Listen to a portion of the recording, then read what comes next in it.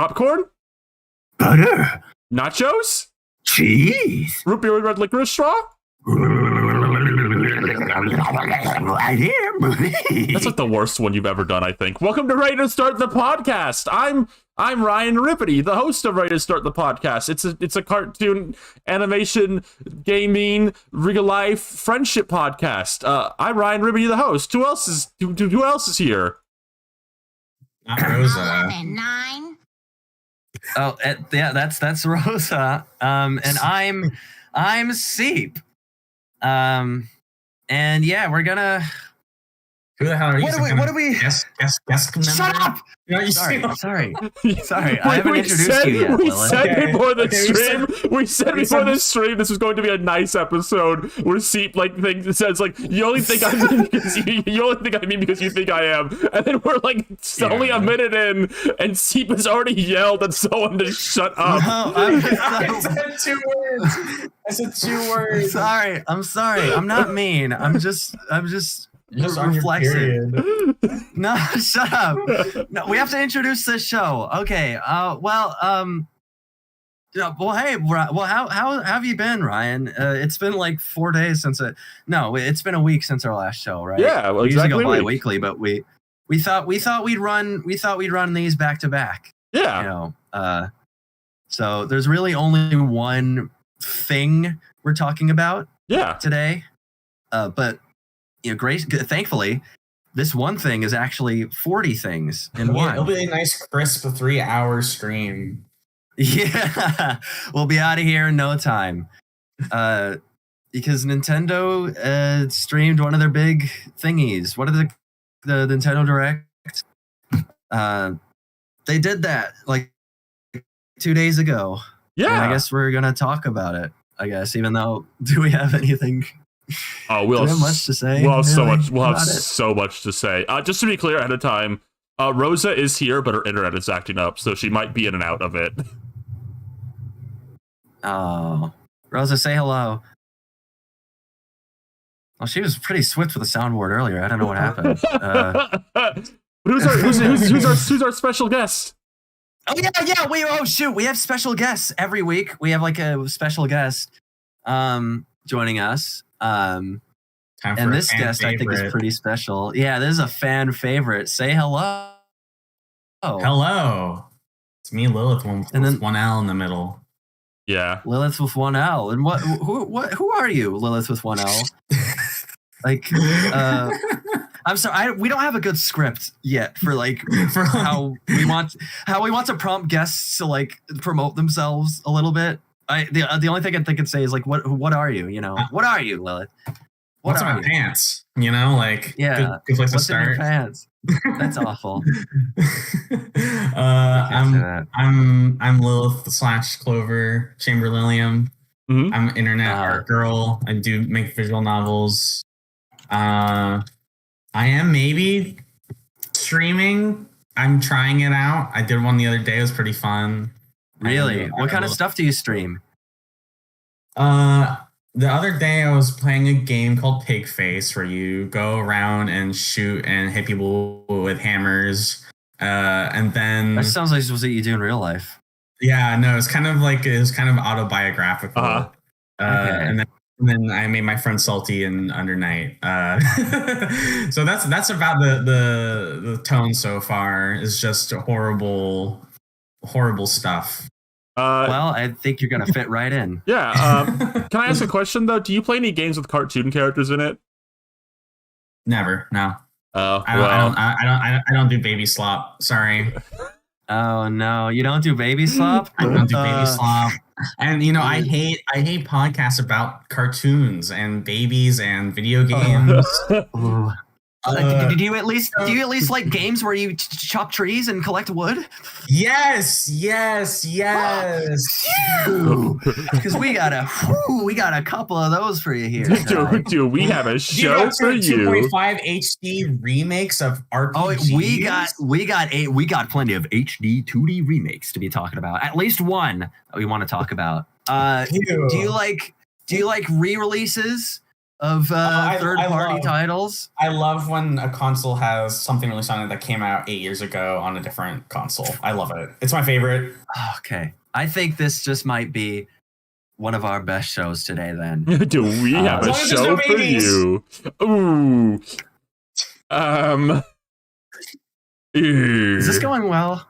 I feel so ill prepared for this. This is like the earliest in the day we've ever done one of these. I was watching an IGN recap like an hour ago. and then I forgot we were starting at 2. I thought we were starting at 3. So I was like playing some random Steam demo until like 5 minutes ago. Yeah, I feel like I might as well just assume I'm like drunk right now, I guess. If you're watching at home. I can't be held capable. Shoot, I punch so far above my Merriam-Webster pay grade sometimes. Do you want to talk about the stuff like in order, or do you want to like have the stuff we don't really care about first and like the Mario stuff later because it's actually the stuff we care about because we're all 5? Why even talk about the stuff we don't? What is the stuff we don't care about? I mean, like some of the smaller stuff. Like I don't know. Do you want to talk about? What? Do you want to talk about that Puyo Puyo game that everyone was so nice about when we live streamed it? It's called like Papuku. I was rewatching that trailer and I realized it is just Splatoon hero mode. I think that's what it is. It's Splatoon hero mode. There's nothing wrong with it. I'm just saying. I think that's all it is. I think there's something wrong with it. I can't play those modes without throwing up. I'm serious. Even on the Wii U, I couldn't do it. Everyone's like, Octo Expansion's one of the best things ever made, and it's like I'm gonna throw up. I'm sorry. See, do you want to lead with video games with like a kind of a big reveal for you? They revealed the Suika Game Planet. What did you think of that, buddy? That's your favorite game. Suika Game Planet. Yeah. So Suika Game is, I don't know. The casual gamer has logged on. It's a game where you drop fruit and you try to connect. It's like a matching game, a matching falling physics based puzzle type game. And they revealed, well, if this was not a Nintendo exclusive reveal, then it's the first time I've ever seen it. They revealed a version of it where it's like a planet that you drop the fruits in. So what do you want me to say right now? What's your favorite? So dry. It's your favorite Galaxy. It's your favorite game. You love this game. I see you on my Switch playing this game all the time on my friends list. You love this game. You got to be hyped for this a little bit. I guess I don't know. Steve like on a subway train, pulling out his giant like year 1 Switch. Pulling up Suika game with no headphones in. Full volume. Are you pitting me as an actor in a Nintendo commercial? I've got my business casual on and I sit down on the bus and then I pull out my Switch and I put the controllers on and I smile a little bit. Oh, and you plug your headphones in. You plug your headphones in, obviously. Okay, I plug in my headphones. What else do I do? Do I put up the kickstand and like put it on like the floor and then hand the controller to someone else? Yeah, on the train. Listening to Luigi's Mansion music in Smash Brothers and put it back in okay. I'm riding my bicycle with my Nintendo Switch. They should release a rooftop party. You go to a rooftop party where they're playing Mario Odyssey. They should release. I'm thinking of a new Switch game. There should be some kind of, what's that thing that babies ride in? Like the baby. No. Like that's strapped to your body. Like the UFO, like the little baby UFO. I have no idea. The little bindle thing that straps your baby to your chest. They should have that for the Switch. So you can be like a Teletubby with the game displayed on your body, and then other people can play on you, I guess, and you can play party. There could be a party game built around that, right? Do you think maybe people actually do that thing where they like come over to their friend's house with their Switch and like detach it and like that'll fun, and we just don't know because we don't have any friends? What do you mean? Do people play video games together? Is what you're asking? They go to the rooftop. People visit each other. They go to the rooftop parties and have each other controllers play multiplayer in Mario Odyssey, and like we just don't know that. You need some friends, girl. I played Mario Galaxy multiplayer on my friend's rooftop studio New York apartment every weekend. Yeah. I barely even play my Switch. So I guess you've got like the layer of dust, like the thick like, the Wii U dust. Yeah. But yeah, Suika game, I don't know. It pretty. I mean, I'm pretty good on the original Suika game. I never even really thought like, oh, there needs to be a sequel to this. You get it? I'm still talking a Suika game. What? We haven't introduced another game. I don't know what other games they've revealed because they revealed like 80 games in this whole presentation. Oh, the Dinkum? Dinkum? Dinkum. Oh, Hold yeah, on, Dinkum. hold on. Can I ask Rosa? Is she still Rosa? Do you have any thoughts of Suika game? Are you here? I'm just doing this to see if she's back yet. Sure, that's coming in and out. I hope she comes back soon. She smoked out. She smoked out. She got too high. Fell asleep. She must have been watching the direct again to like make sure she knows what she wants to talk about and just fell asleep. It would have happened to me. It could happen to anyone. And it could happen to any of us. Minute 14 of Mario movie news. Chris Sod comes on screen and it's just like your connection drops, your head slams on your desk. And you just start drooling. What did you all think of the announcement of what is it, Danganronpa 2x2? We can't talk about this while Rosa's gone because she's the only one who has any sort of opinion. What? No, we could talk about the Bowser fart gif like animation that character What do you does. mean we can talk about that? No, we can't. We've mined all we can. He hits the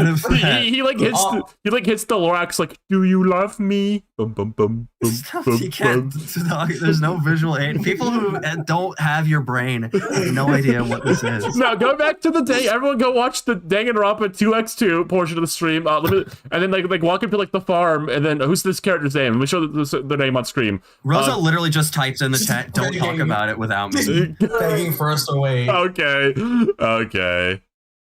You're making a huge mistake right now. Let's talk about something. There's like probably tons of things she doesn't care about in this. Like, I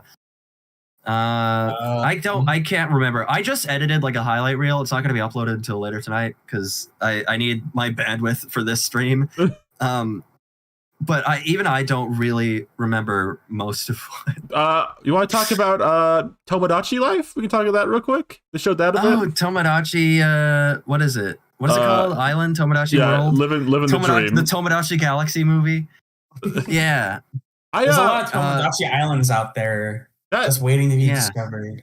That showing for that game was a bit weird to me because like I'm excited for that game, but I feel like I learned nothing new about it. This entire like they show like a new trailer for it. It was all stuff they showed already, pretty much. And it's funny they revealed that game. I feel like really unusually early. Mm-hmm. When did they first reveal it? It was at least March. Was it a year ago? It was March this year. March this year, yeah. So they don't do these like over a year waits anymore because every time they do that, they have to rebuild the game from scratch over the course of like 8 years. Oh, you see, Metroid Prime 4. I think that's like, yeah. I think the thing of this game is it's just going to be more Tomodachi Life, which is fine and good. But the big thing is like it's and I know this is like such a wokeoid Tumblr bean mouth CalArts soy jack thing to care about. Maybe is it woke? It's kind of hard to like be excited for this with them like not saying anything about gay marriage still. Like I know maybe like that's like lame, but like it's genuinely hard for me to like it's like am I gonna be able to get invested in a game where two girls can only become super best friends? And they keep showcasing female on female friendship in these two trailers that we've gotten. And in the Mario twice, where they're like, and in the Mario Tennis trailer. In the Mario Tennis trailer, we saw a little bit of that too. We'll get there. It looked like they were about to start kissing in that trailer. Yeah. My big fear for this, and I can't get because I feel like this is actually like a not even like bad just for like the gay thing, but it's like a detriment to the game. I can't shake the feeling that they're gonna remove relationships in this game and just have the super best friend things from like Miitopia, which will actively make the game worse because like the romance part of Tomodachi Life is like part of the comedy, like it's like the fake me drama. I feel like it's like, oh, they're mad that they're my super best friend instead of their super best friend. Like, that's not as funny. Tomodachi Life is a romance comedy. Yeah, it's like a romance comedy film as a game, essentially. Which is why it's kind of difficult in that game if there's no gay relationships, like that kind of. Yeah. If you're a gay freak like us, that kind of cuts out a lot of the potential. Speaking of gay freaks. Yeah, because the extended part is they get married and they have like freak kids afterwards. I don't know. It's like I can't. Until they say anything, like until they straight up say introduce an orphan system. Yeah, and until they straight up show marriage and show like 2 girls getting married in this game, I kind of like shamefully can't be that excited for it. It's like I'm worried like they're gonna remove it, like try to like just not deal with it. It's just gonna make the whole game worse because of it. I could potentially, maybe if they just do something really in depth with relationships, even if it's not romance, like I don't know, like they're showing that you can, and one of the features they showed is that you can influence like how friendships are formed in the game, right? Like you can put Miis closer together to make them closer. You can play your demented little toys, or they could do some kind. We were talking about this on the stream, but it is like that episode of Adventure Time. Finn has all the toys and he's making them kiss, mushing them together. Maybe they could do like, you know, like Pokemon, you can make the Pokemon have sex, but they can't call it that.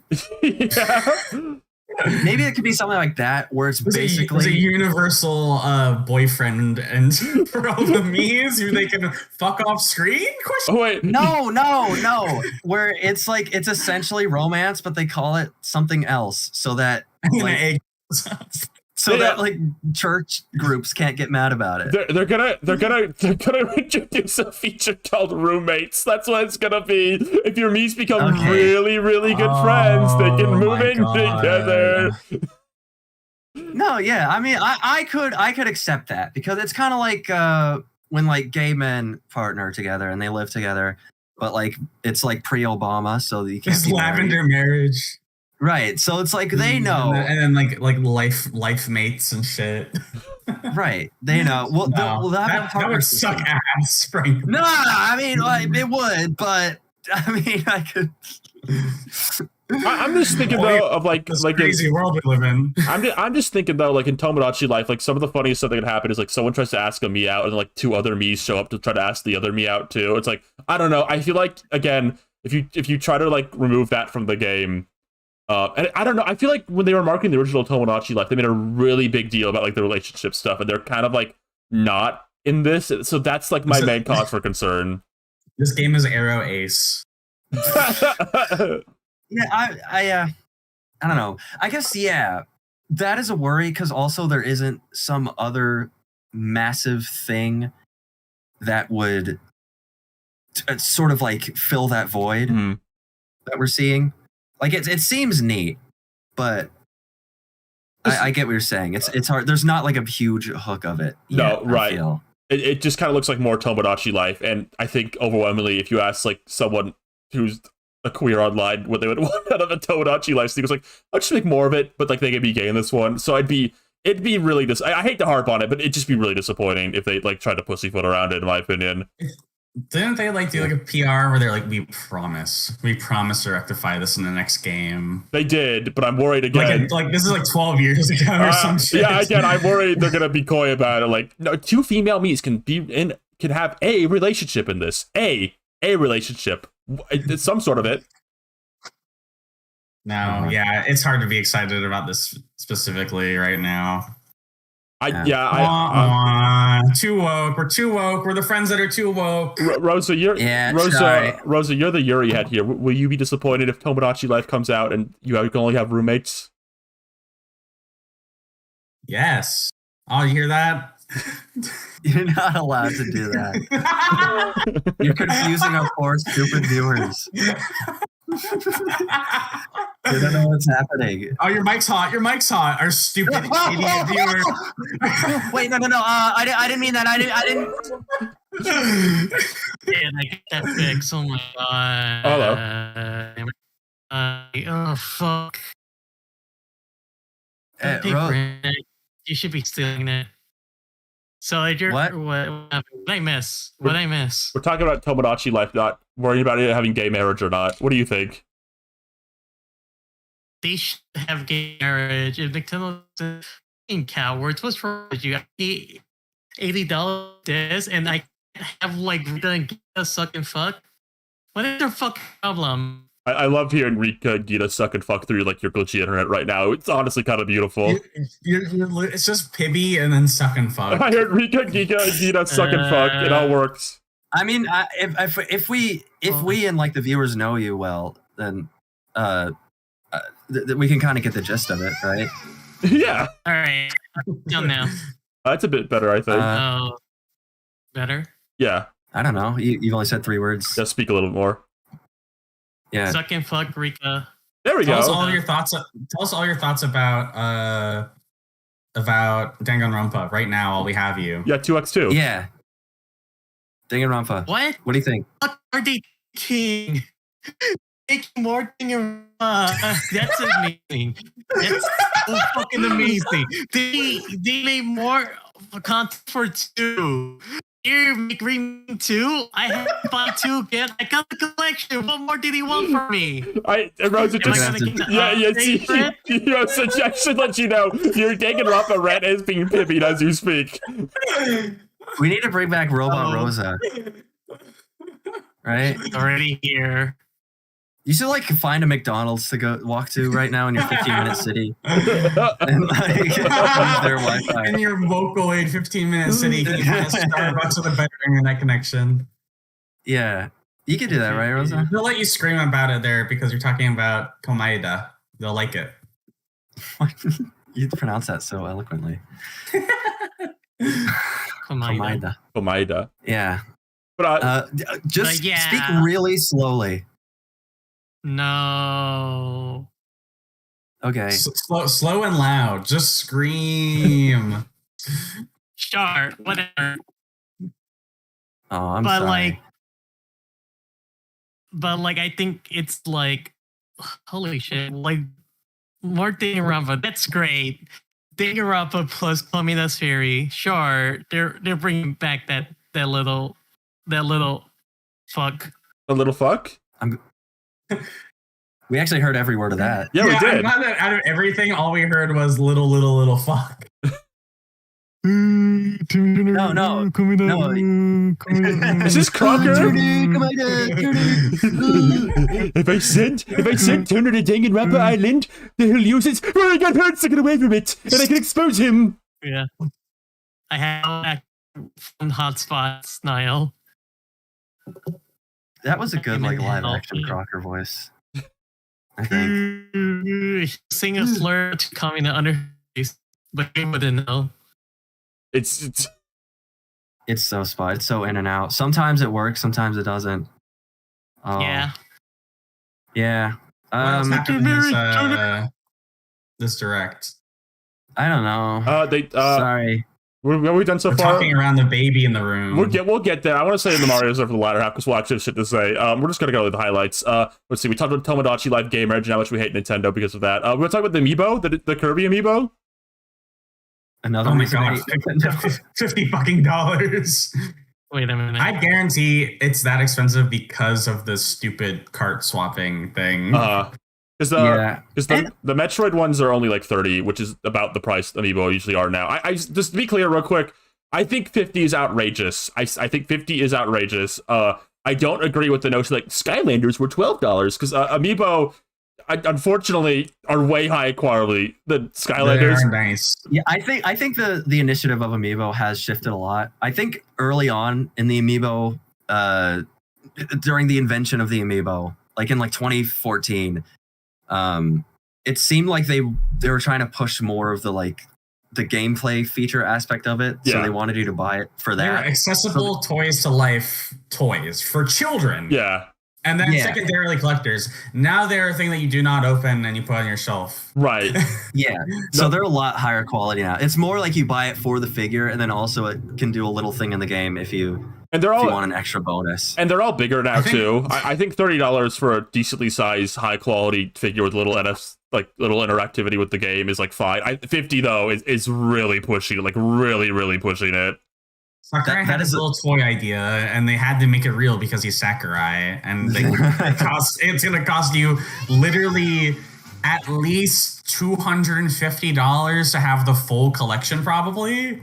I imagine there's going to be at least 5. Yeah, I imagine they'll do DD and Meta Knight at the least, too. It is a sizable proportion of the full game's actual price, which is really funny. No, yeah, like 30 is the limit for Amiibo for me. Like 30 is the limit. This is not for children. No children can get away with asking for this figure for these 2 figures for $100. Yeah. No, this is for Sakurai. They're good figures, but like if you just want a figure of Kirby and Waddle Dee, there is no shortage of more affordable alternatives. This is for crazy ass otaku, and that's it. Crazy ass otakus. Unfortunately, when they show the DD one, my ass will be tempted. Well, because we've been denied another amiibo of his new design. Fuck that. No, never mind. You're right. We don't need another Smash DDD amiibo. I would be tempted if it was modern DDD, but the fact he's just Kimono Smash DDD. I love watching. Fuck off! There's like 3 figures of him already. I love watching Smash Tuber videos, and they go, "Thankfully, Sakurai has fixed the DDD design back to what he should be." It's original. I watched like a Smash YouTuber make a video on Air Right.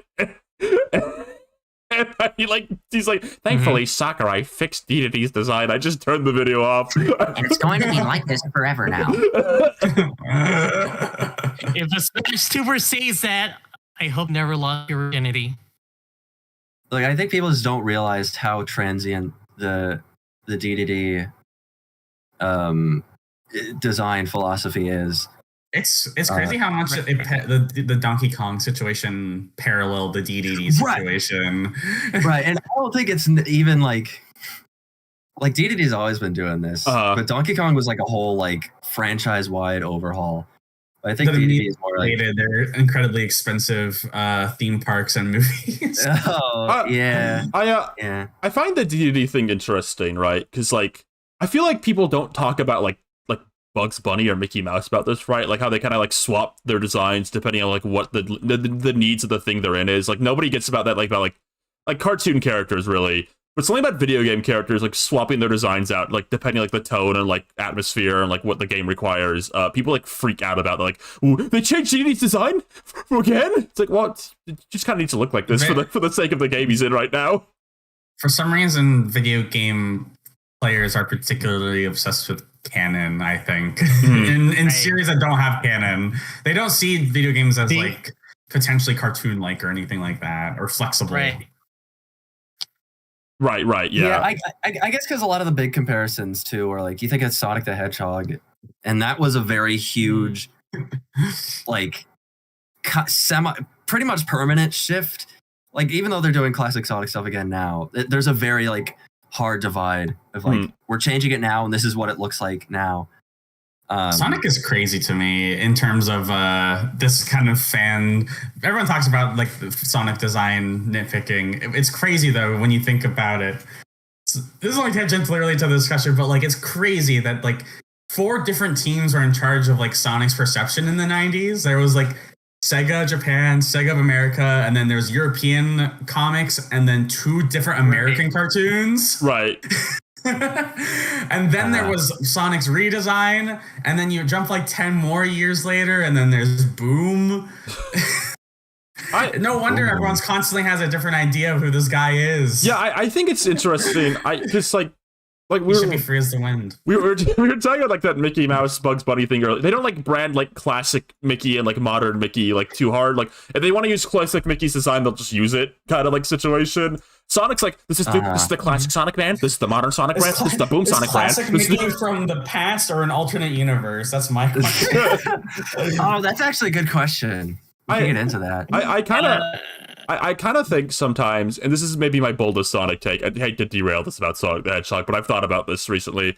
I think them separating classic and Sonic, like classic and modern Sonic, has been a detriment to the character design in that series. Huge mistake. I feel like they don't want to make modern Sonic characters look too much like classic Sonic characters now. So like they're afraid to like take elements that work between both designs and kind of like play with them a bit, like I don't know. I feel like they want to have like they want classic Knuckles to have like the longer snout now or whatever. So like modern Knuckles looks like ugly in comparison. Give him the snout. He would rock. Give him the snoot. He needs the snoot. He needs the snoot. Give me the snoot. Oh, the snoot. Yeah. Are we still talking about the direct at this point? What's going on? I don't know. Next thing, the Kirby amiibo. Yeah. Probably not gonna buy it. It looks cute. I like. Oh, there is one thing about. The Kirby amiibo they showed. On the screen where it's showing how you can train, because the feature basically is you scan the amiibo and it makes like a computer controlled character that you can train. It's basically how it works in Smash Brothers. You just made Smash yeah. Well, if you spend $50 damn on it, you might be more inclined to use it, I think. You're an idiot. It was fun in Smash Brothers. It was fun in Smash Brothers, but I never really felt connected to it. I don't think I used it ever after like the first like time getting an amiibo. Yeah, it was just kind of like, this is just kind of just a CPU. Like it doesn't feel like it's like me playing the game in a different form.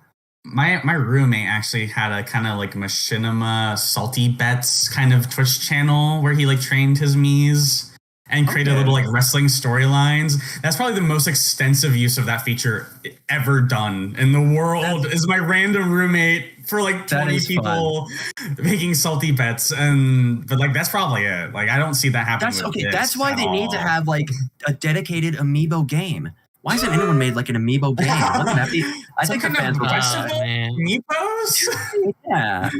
I think it's so funny. It could be like furries. I think it's so funny. That's like the main thing Nintendo YouTubers talk about like for years straight, and they never did it. And in hindsight, that's probably the reason Amiibo is still alive. They never tied it to any game. Oh god. There's a lot of Japanese exclusive Amiibos no one talks about. There's like a million Monster Hunter ones. But anyway, what I was getting to though, on the screen where you can train your Amiibo,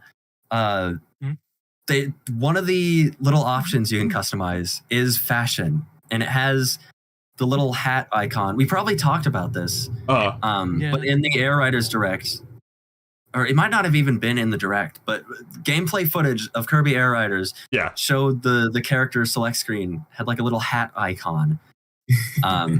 So it seems like that is tied to fashion. So there's probably going to be unlockable cosmetics, which means the return of the Mark's hat is upon us. What? I forgot something. What did you forget? Hi, I'm Rosa. Don't pay your internet companies. Anyway, go on. Okay. Whatever. That's kind of a neat thing to have, I guess. What do you? I like cosmetics. All right. Do you think it'll be like across every character, or they'll just be like hats for like everyone, or they'll be like character exclusive things, like like a Weekend Susie one, or it'll be like everyone can wear the Mark's hat kind of situation. Susie with the sundress and straw hat. Oh my god! I hope they find a way to put booty shorts on her. I was just jiggling her rump in the screen while she's going over hills and shit. I assume. Breaking news. What? They're redesigning King DDD again. What does he got to look like now? We are given light sources his new redesign. Ready for this? Oh, are you sending a draw you just did? Oh boy. Are you derailing the whole conversation? Okay. What the fuck? What is this? I don't even know what this is. Look a bit more. Said DDD needs to look a bit more. A bit more what? A bit more fit. Is it Ozempic DDD? What is? I don't even understand what this is. This doesn't look like anything. It looks like a little like bean. It looks like if he walks around, his like body like lags behind, like he like jiggles around. He's one of those like magnetic jumping beans. Yeah. Rosa, is this like a specific thing? What is this? What the fuck? Do you want to explain this at all? Does anyone know what this is? I don't think anybody understands. He's like a blue sausage. So do you know like Paul from like Tekken? No. So I'm sorry. Paul, and his attribute is just him being proud of being like a big fat guy. And then there's a joke character named skinny Paul. We're skinny. This is what that deity is. You should have made a joke about Fit Tony. I think we would have got a Fit Tony joke for The Simpsons. I'm not lowering down to your level. Oh, you're on this stupid show. The Simpsons is the most famous show in American television. Oh my god! It's like not like a. You're talking about The Simpsons like it's fucking like what like Carl Square or something. To answer the question Ryan asked 15 minutes ago, I made a mistake. Bob Richard. His name is Bob from Tekken. Bob. Yeah, Bob. Oh, that clears everything up for me. Thank you. Based on previous Kirby games, I'm inclined to think that the cosmetics will be character specific. Also, just because I feel like there's just such a variety of like Kirby character designs. Although they have made a system where they can all wear the same hat across each character with the abilities. Like it's mostly gonna be hats that they all wear. Okay. Yeah, okay. I guess so. I just personally, I would really love if it was kind of like an all-out sort of, because most of the Kirby characters have some kind of secondary design, at least, where they have a different outfit. The issue is we already have seen alt skins, and they don't even give like Magolor his actual alt outfit. It's just white. It's just like based on an outfit. Right. I think it is just hats. And Meta Knight still just has the textures on the map. Right. So yeah. But I mean, maybe we could Dream get some Crush. There's some cool hats in the Kirby universe though, like the Mark's hat. Mark's hat. Yeah, we could probably get the Jamba Cult hats. So you can wear Galactic Knight's mask over Meta Knight's mask. I think they have to do they have to do this because this has become a Kirby game staple. Freaking every Kirby game in the past like 8 years has done this. They need to have like a Morpho Knight hat. If they don't have a Morpho Knight hat in this, that'll be breaking the streak. Because every game since Star Allies has had a Morpho Knight cosmetic. Look, I've imagined a pattern, and if they break it, it won't. Yeah, work. If they break it, then I've hallucinated a pattern. I've hallucinated a pattern, and they're gonna stick to it. And I'm gonna put my whole life on this. I'm gonna strap myself to a big wooden board, and I'm gonna light it on fire if I'm wrong. They're gonna strap Sakurai down and force him to add the Morpho Knight mask. Yeah. Okay, what else happened in this direct? What else? Well, real quick, also, there's going to be another Kirby Air Riders Direct, which I figured was going to happen because Sakurai loves to do this. You were really mad about that, Lilith, even though you like this game. I love Kirby, but I think Sakurai just likes to jerk off on camera. Shut up! You're so like evil. This is like one of the most. Right. This is their prolific. This is their artisanal. What did we call him? What do we call him? The auteur of Nintendo. He's an auteur. He's their auteur developer.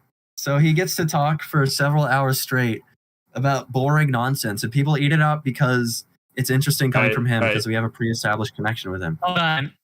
You think there's like going to be an interview where like an associate Sakurai would like say this is the equivalent of him like showing off his song, but with like fancy underwear on, like that one Miyazaki interview. So like, you just wanted to reference that interview about Miyazaki. That has nothing to. I mean, there has to be an equivalent out there, you know. Like who's Rosa? Sometimes I feel like when you talk about things, you do it in the way where, like a kid finds something and they want to show you it, and you're just like, wow, okay. You know what I'm saying? Look at this. Look at this interesting thing I found. You found a leaf for us and you gave it to us. Look at this cool stick. Look at this Look at this Miyazaki interview. Yeah, we should have like a button called like Rosa's cool bugs. Whenever he shows a cool bug, you're cool bugging us, Rosa. This is like, I don't. Oh. Do you want to talk about the Hyrule Warriors mud mode you were talking? The Hyrule Warriors mud game you guys are talking over. The sloppy, slimy, shitty, muddy sloppy I'm covered in character. mud. Just You have to rescue me. I'm sinking in the mud, Link. don't leave me to drown in quicksand entirely. They're gonna develop a new Switch 2 exclusive like physics engine where the mud actually makes contact with the clothes and it stains it accordingly. For this game, They're adding intricate clothing destruction to this game. yeah. Does anyone know why Ryan, we're saying this? Ryan, can you put this on screen? I love this. Yeah. I love this comment from Connie. So long, suckers. Yeah, I don't know what there's to talk about that game besides how stupid and no one wants it. It's dumb and it has When we did sloppy the mud in reaction, it. I think all of us were like, we sounded mad that there was that they were talking about this game. When is it coming out? I think this year, like Right. sometime. Also, enough. it's on the screen. That's in the chat, Rosa. It's pinned in the chat. The chat can see it. No, we can. What if, Wait, what if like VOD watchers like don't know? There's a chat True. replay. Oh my god, no! But this is gonna be in the but it's YouTube hard clip. to filter. Fine. So mad. But yes, we Yeah, were no, we were- now you're yelling at her. we were watching this direct and this came on, and I think our eyes all kind of glazed over. I don't know. We zoned out, and then I noticed the monsters were covered in icky, sloppy, Yeah, slimy and then mud. you pointed out the there's like muddy enemy variants as if that's like a new gimmick in the game. So I think I had a really fun time just imagining like that should be that is something Nintendo would do. Like in this game is all they always do this thing where when they make a new entry in a franchise, they have to make it all about one specific thing. It's They're very, it's like, they oh, want every game to be a tech demo in some sense. So right, they're like showing off exactly. their toys. And this Yeah, like game, the toy is mud and tar. In Donkey Kong, it was destructible voxel environments. In this game, all the enemies are covered in mud and they sling mud everywhere. And there's a new mud Zelda form. She has mud magic. She can mud things.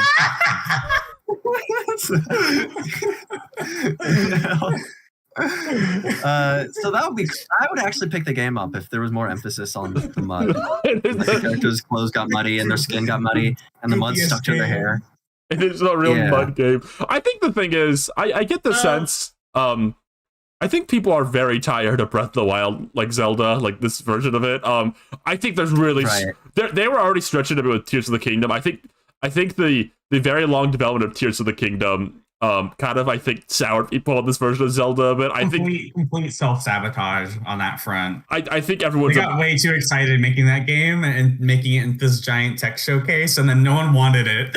and then like Aw. I just think like this is kind of a group of characters like really, really, really hardcore Zelda fans care about. I don't know if like your kind of more casual average Zelda fan is gonna see like you could play as the furry guys from the flashbacks of the Yeah, those make it more games. mass appeal is what we're saying. Only make games if they're mass appeal. No, I just it's they should add like the. I'm just kidding. it's just I get what you're saying, it's a though. combo of that and like I feel like Zelda's like Switch 2 debut being this is just a bit like oh okay. Right, it's definitely a carryover. I really hope the next Smash Brothers game.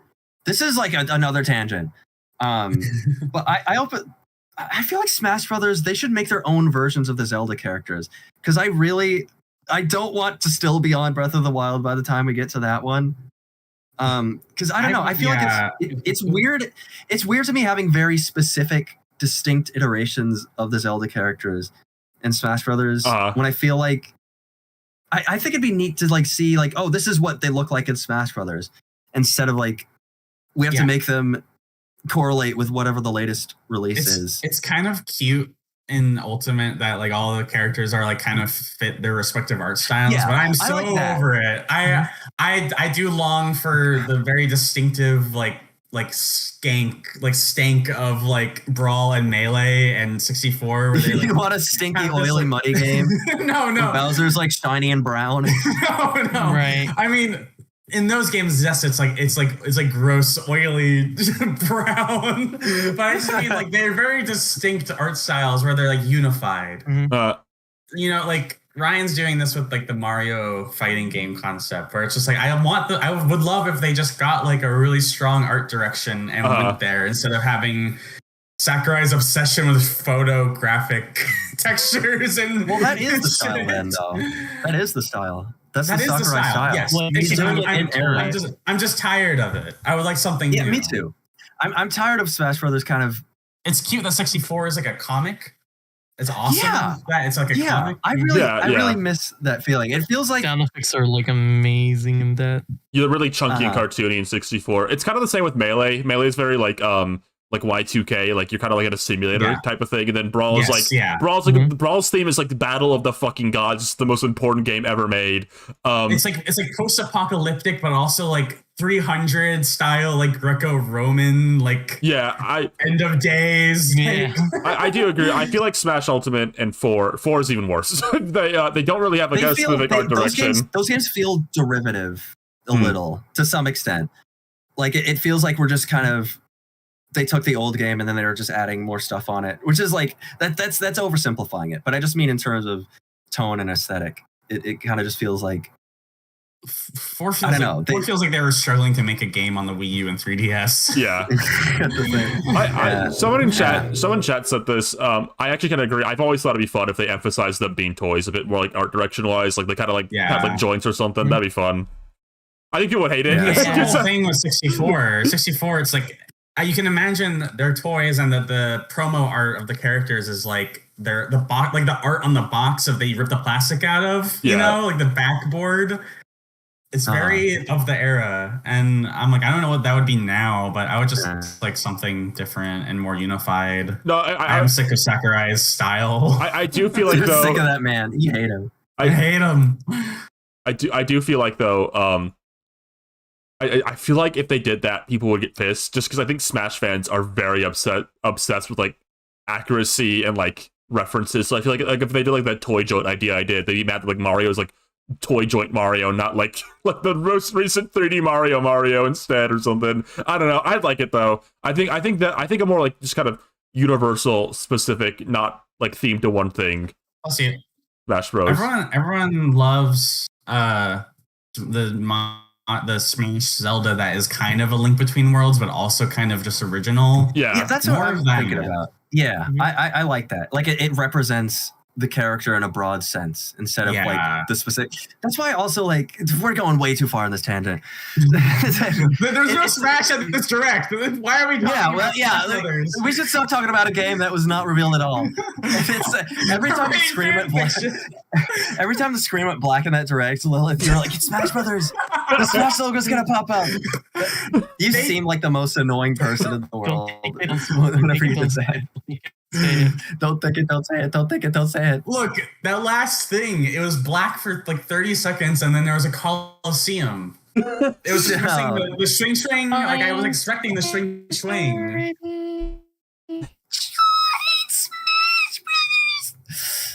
What other games are they talking about? Do you want to talk about the insane Virtual Boy thing? Oh my god. We should actually talk about that. It was really funny watching that Direct. You can see in our live reactions, I kind of have a that's neat kind of reaction to it. Cause like it's I thought like initially my thought was, oh, that's cool. They're just gonna put like all the Virtual Boy games on the Switch basically. That's cute. That's fun. It's fun to have them there. And then more info came out of the Direct that made this immediately not even remotely cool or neat. For one, they're doing a drip feed with the Virtual Boy, which okay. Sure. There's like 12 Virtual Boy games that were ever made. I think about that too. This is like them releasing Morbius again. Yes, that's what I was saying. No one asked for this, you know? It feels like it's like the Morbius 2 situation, but reversed, where the joke is on the audience now. Right. And they're going to make us pay $100 for and then it got even worse after the drip feed thing. It would be laughable. It'd be like a little laughable, but not the end of the world. And then it got worse. Apparently this requires an accessory to pay. There's either like a $30 cardboard accessory or like $100 Virtual Boy accessory. And that's like, all right, man. This has gone from like that's kind of cute to like this is for like Scott the Waz and no one else. I hate how often I come on the show and I'm just like, oh, I hate nerds and I hate all the companies that pander to nerds, but like Fuck off. This is literally just for nerds to buy and put on their shelf. It's so stupid. Do you think it's because they're so ashamed of the Virtual Boy that they don't want just anyone just strolling up and being able to play it? Like, if you want to play this, you have to be dedicated to it. You need to like actually have the full experience of it instead of just treating it like putting it alongside all their other games like it's normal. You have to give a blood type to Nintendo to be allowed to play these games. I feel like they have that mentality to some extent with certain things. Like, that's why they make you pay so much for old games too. Like, we don't want you to just stroll in here. Yeah, it's like this is sacred ground you're treading by playing Mario Tennis. We put a lot of work into this 50 years ago, okay? We're putting this picture on the screen. Okay. That's a good picture. Yeah, let me put this on screen. Steve, I just realized who the person posting in this picture is. That's really good. Yeah. If you're into mud, then I know a pie game for you. A pie game? Yeah. What? She's gonna talk about the Princess Pie game she's been playing, where it's like a game where you play as like a princess throwing pie at maids. Does anyone know what that is? Is that like one of those hentai eShop games? I'm interested. All right, I'll send you the Steam link then. Okay. Oh, Steam link. So that's how it's saucy. Okay. Not to you. Yeah, it's fine. You're talking about to me. See, to get back on track, CP, you're talking about like some nerd stuff, like Nintendo like pricing stuff. I guess so. Well, just how Nintendo likes to make you pay a lot for experiences so that you know they're still, so you understand the significance of it instead of just treating it like, I don't know. They want this Virtual Boy thing to be special. Do you think they have pride about? Do you think it's out of pride or out of shame?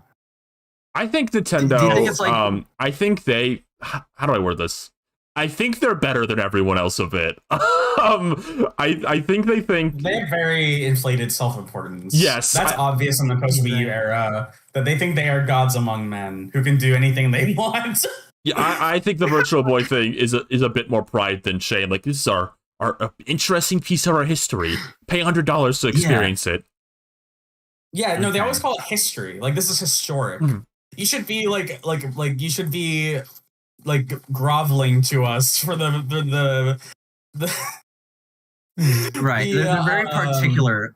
They're very particular about their image. The privilege of playing Virtual Boy. Yeah, it is. You know what? It is kind of a privilege to play Nintendo games. They are so kind to us that we still get to be able to play these old games at all.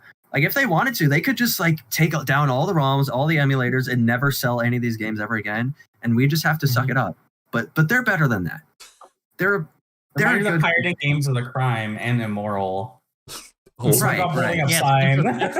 I love this chat comment from Dynamo. Old slop geezer bait. Old slop geezer bait. You think this is geezer bait? It's a bit. This is like Waz bait. I think this is more bait for like not even older people. Bait. Yeah, but people who had internet access and would look up obscure things about Nintendo and say like, "What? This was real? I had no idea." Play the mysterious Virtual Boy. They've re-released the commercial of the Virtual Boy. That's it's like a Terminator stomping over like an apocalyptic landscape and like shooting people. Have you seen that commercial? No, I haven't. That sounds familiar. There's like this commercial. It's like the Terminator, and it's like the Virtual Boy is like drow, and it's like shooting people and shit. They should do that again, and then have Paul Rudd come back with all his celebrity friends and like do some banter. I'll have some extended thoughts on Nintendo pricing when we get to say the Mario section. I think that's where I really want to talk about something. But we'll get there when we get there. But Virtual Boy, that's gonna be great for Scott the Waz and no one else. There's two more, I think, things for the Mario section of any note. Hold on. Yes. Let's also bring up the fact that like they did not say they're going to like put up the puzzle game with the transgender big boob woman in it. The Virtual Boy game? Console for oh yeah. Yeah. There's like a big boob transgender woman on the Virtual Boy, right? Yeah. It's not on there. It's not one of the games coming. Wow. Ooh, not looking good for the gay marriage feature. Yeah. Seeps had a swear? No, he didn't. Do we have any? Fuck. You won't make them explain. Do we have any Metroid heads in the call right now? I like the 2D ones. Oh no. So we're not going to talk about Metroid. Next topic. I'm going to say it's really cool that Samus got like a motorcycle. And that's how you know she's been eating pussy and kissing the Krogox. Oh. Okay. Why are we all so stunned by that? No one said this stream was no one said this stream was kids friendly. So in the first time, Lou is so mad at us for not saying that about Metroid. For the first time in Nintendo Direct history, this is a first. This is like actually a first. For the first time in Nintendo Direct history, the Pokemon section was an interesting part. Why was there even actually skipping Metroid at all? Well, okay, hold on. Metroid first. Motorcycle. Wait, are we actually skipping Metroid? Well, yeah, hold on. I'm talking about Metroid. Sorry. We're talking. The peace and love. The Metroid. The motorcycle's cool. I did get kind of a pit in my stomach when she went into the open world and it was a big, vast, empty desert. Right. It did give me the vibes of like I said Forces. This on the stream. It reminded me of Forces. Sonic Forces? Or Frontiers. You're talking about Sonic Frontiers, Rivals, whatever they're called. Sonic Rangers. I said it looked like a next gen launch title exclusive where you market that you have like this big open world and you can drive around in a vehicle in it, and the locations are procedurally generated in the world, and there's like enemy encounters. What is an example one of the game? Is No Man's Sky one of those? It looks like a PS360 game almost. It's very like Halo. It reminds me of that. What was that one game that had like, it was like, we're introducing mega textures. They're gigantic ass textures that are like realer than real life. It feels like that. From like a decade ago. Is that in 4K? The downfall. That's something Nintendo would say. Oh, mega textures, new mega textures. Yeah, I'm hoping for Metroid fans' sake that the motorcycle is just kind of a way you can drive from place to place, and then the places you get to are just like normal Metroid places. But then we're gonna be at the end of the game and be like, why the fuck am I driving? What would you say? Somebody brought this in the chat. Would you say that about Wind Waker? Ooh. Kind of. Okay, that's fair. As long as you be consistent. They added like a flag, like a sail to go faster. They cut down like the Triforce quest. I mean, at that point, it's just don't even put the sections in if you want us to go through them fast. I guess. Yeah, I don't know. It's gonna have to work to be interesting. It's world feel though. You know, it's like you're exploring a big world. I was gonna say that Wind Waker, they also had it so like you can mark locations you visited on the map, which it does gives you a incentive to like explore. Oh, you're just defending Wind Waker's glory now. I'm just saying they have to work to make it interesting. Wind Waker's cool. I like Wind Waker. I'm just saying it has. We have to clarify for our shareholders: we are not anti-Wind Waker. We need to make it very clear. This podcast. I'm just saying I think it's the issue I have with it is it's part of a pattern of like every game has to be open now because technology. And expectations. Right. We have to add 20 hours to this game by making it so that you have to drive your motorcycle to every location instead of just jumping there or whatever. Yeah, a little. I get that. It could inflate it to the point where it's just kind of like, why is this open by the end of the game? You're so cynical. I've always been a little curious about that. I kind of think, I wonder when we're gonna reach like kind of an open world like breaking point. I think because I think we're slowly getting there. I feel like I've seen more and more pushback lately about like games like emphasizing the fact they're really open. I do wonder when we're gonna kind of reach like if the next Mario is that and it's bad, that'll be the breaking point. Yeah, exactly. This podcast is a talking stick also, that's my opinion. But anyway, you can step without it. The next so I joked about this. This is the first Nintendo Direct ever where the Pokemon section had anything interesting, I think, in it. I think twofold. Yeah, twofold. Real quick, just to lead into it. Yes. This is the first trailer for Legend ZA where it looked like an actual video game to me. And then they showed that Ditto game, which was cute. But Pokemon fans speak. it's really weird that there's even a Pokemon section at all. Pokemon has made like a giant point over the past decade of like having their own directs. And we got Pokemon Direct like 2 weeks ago that was ass. So like why is it here? Why are there real games here but only Mega Gem Weekend on like the actual directs? Yeah, I don't know. Pokemon Directs are so baffling to me because they're just so. I imagine waking up in the morning to watch those. Honestly, this is gonna be. You're gonna wake up to like see like the Pokemon Masters update that got data mined the previous night, and then like their new phone app initiative. Like they're just like the people joke about these being commercials, and they are, but like you'll go into Nintendo Direct and you'll probably get something like neat out of it. You go into a Pokemon Direct, you're gonna see like phone updates, and like I don't know. It's like shareholder fodder. Yeah, much. it's also like just as self-important as the Nintendo stuff, where they're like, they're very just kind of like, I don't know. The vibe is bad. The Pokemon Presents should not be like publicly available. Those should only be like in like at a big convention hall. A guy in a suit walks up and he says, "We are excited to announce the new initiative in the Pokemon mobile game experience." Okay, and yeah. Show, what I mean is, gem game. They make it seem like every announcement is equally important, and then you get to the end and there was no video games. Where's my video games? No, but both the Pokemon announcements in this I thought were pretty good, and that's not something that happens on Nintendo Directs when they have Pokemon stuff. It's always like some Detective Pikachu Returns type bullshit that you don't care about. No, yeah, so the trailer here was good. I was really excited, particularly for the Ditto game that they showed. I know when they first. When they're first showing the trailer for that, in our reaction to it, I know all of us were kind of like groaning because they showed a Pokeball and we're like, oh, this is not a real game. We don't have to pay attention. Groaning.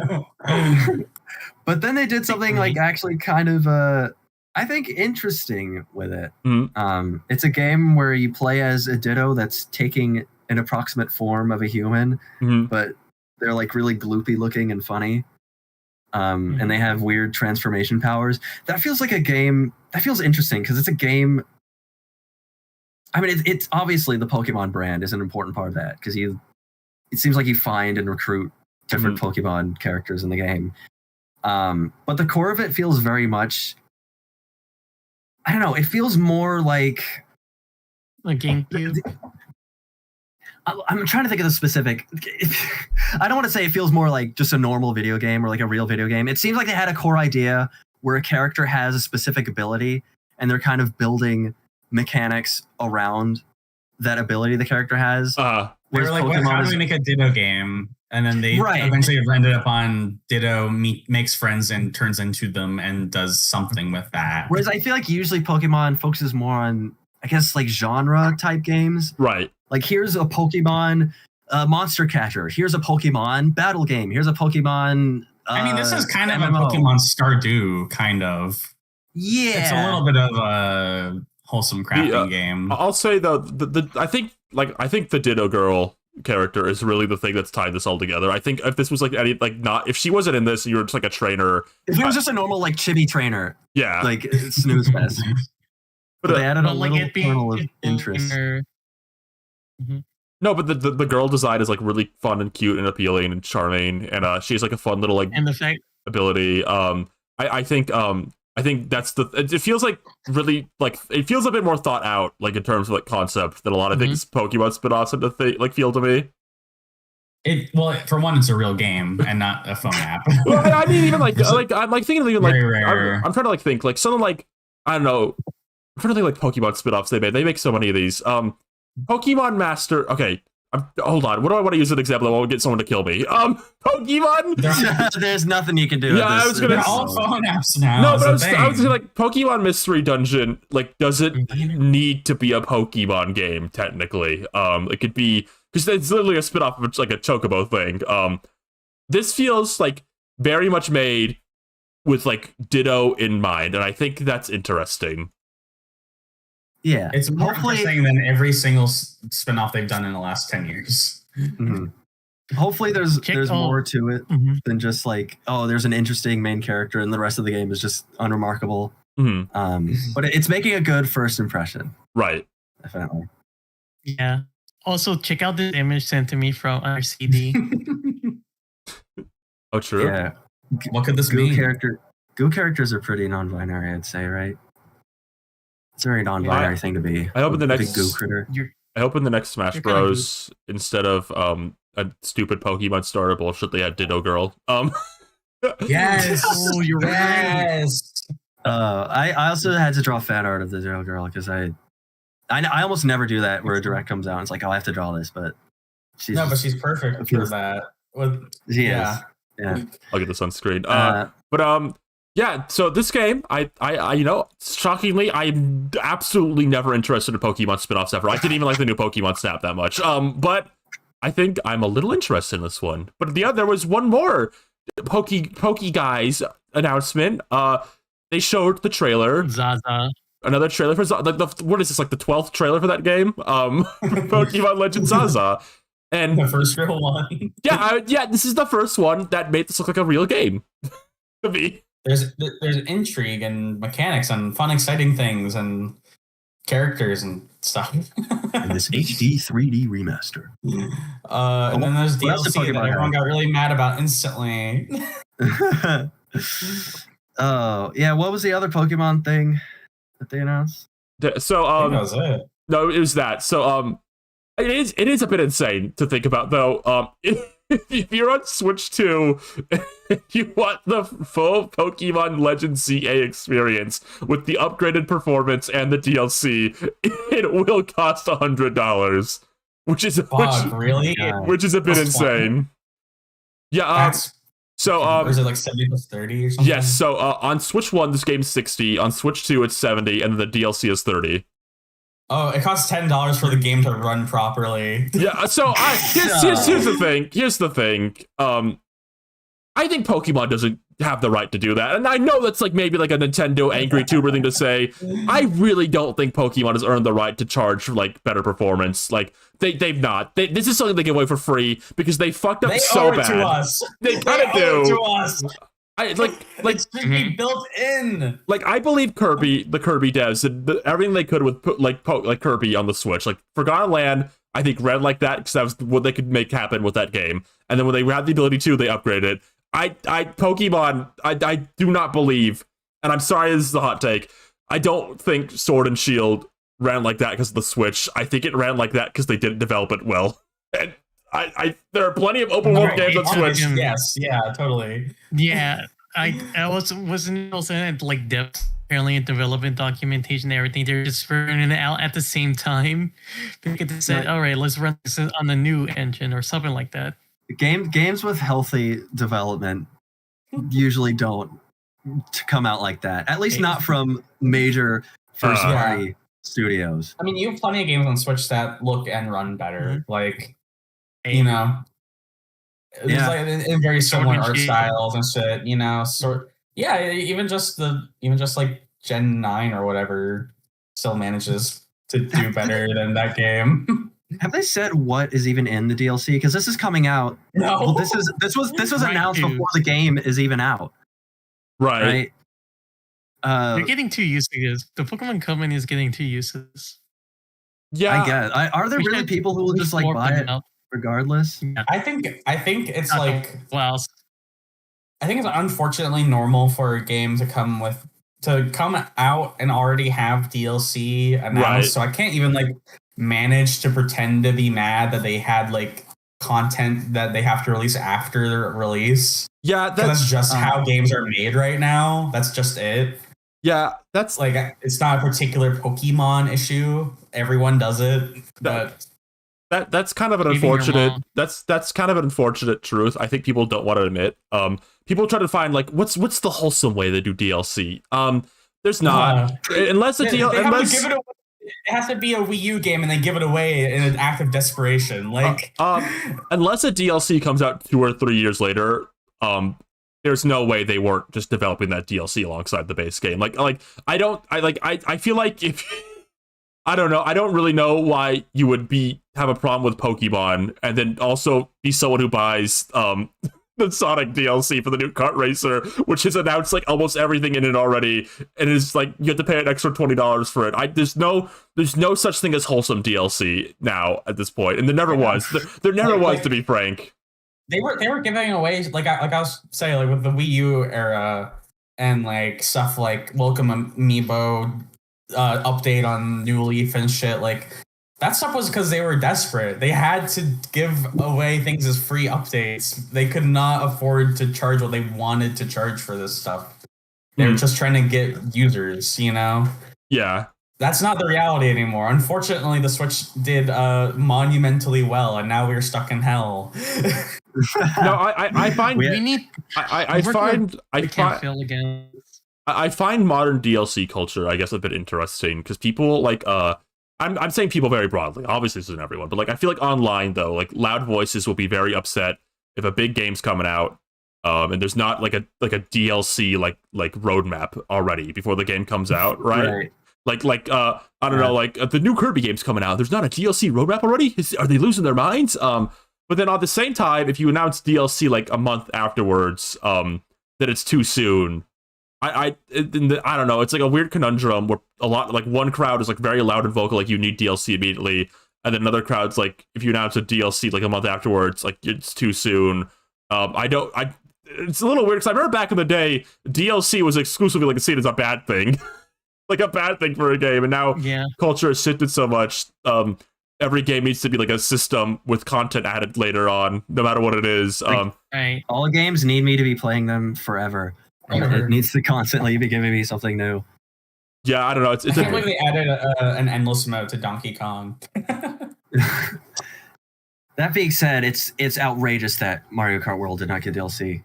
I mean, what are they thinking? What are they even doing? I mean, that is kind of insane that we know nothing about this game. No, in this case. No, I think it's more insane that like gave very little for characters like Donkey Kong and Pauline. It's one of those things. It's insane because you can tell that there's stuff missing from World. That's it. That's the only reason it's weird. It's because like it's lopsided with some of its like stuff, like the costumes and stuff. Yeah. Like, okay, there's like a giant. It's like when they're showing off shit before a game comes out. And there's like a big empty space where like 5 more characters go or whatever. Like it just feels weird. Yeah, that's why it's weird that we don't know anything. Someone in chat said DLC is case by case. It is very much so. I just think it's interesting. I think with indie games it's a bit different. A lot of indie games tend to do their DLC differently from big studios. Like they're either free or like they do it in response to success, and it's usually free because they can afford it, or it's like a very small amount because they need to make money to make more games. And if it's charged, then it'll usually like take a year or two. But like with big studios, there's no way to do it. There's just no such thing as like a wholesome DLC from a big studio. Honestly, wholesome. You keep saying that like that's a common term. Well, I think wholesome DLC, wholesome Octo expansion with its great gameplay value and replayability. I think people do try to talk about it like that, right? Like it's like this is the good, kind way to do DLC. It's like ethical DLC. There is an ethical DLC debate, and the answer is.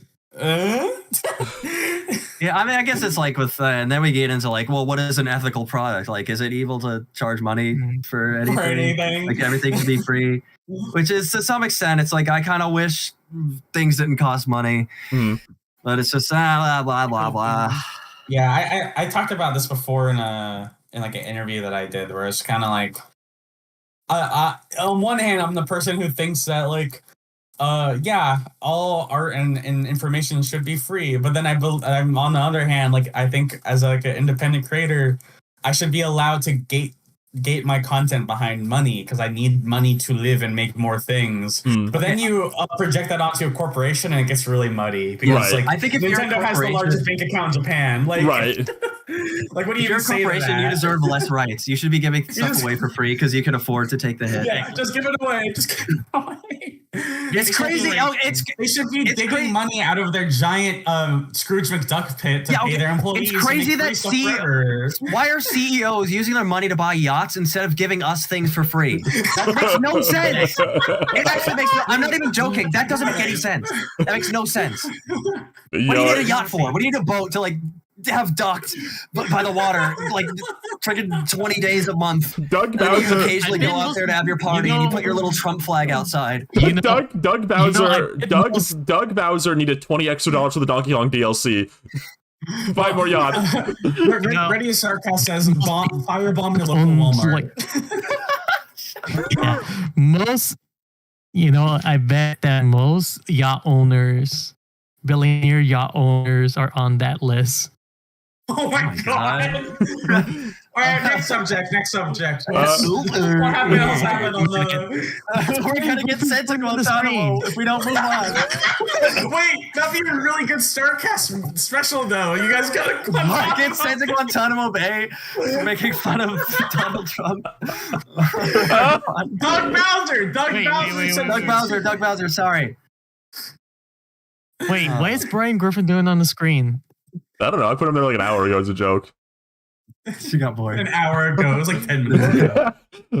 Time is just not good right now. What else happened? Sorry, just to end the trail of thought. I think the thing about DLC is if you're someone who wants DLC in games in general, you just got to accept it's just like always going to be a mixed thing. You can always have talks about what they should be priced and like all that. But inherently, I think DLC is like just like a bit shaky always, and I don't think there's such thing as a wholesome DLC and unwholesome DLC. It's just all DLC, and it's all Fortnite's fault also. But anyway, yes.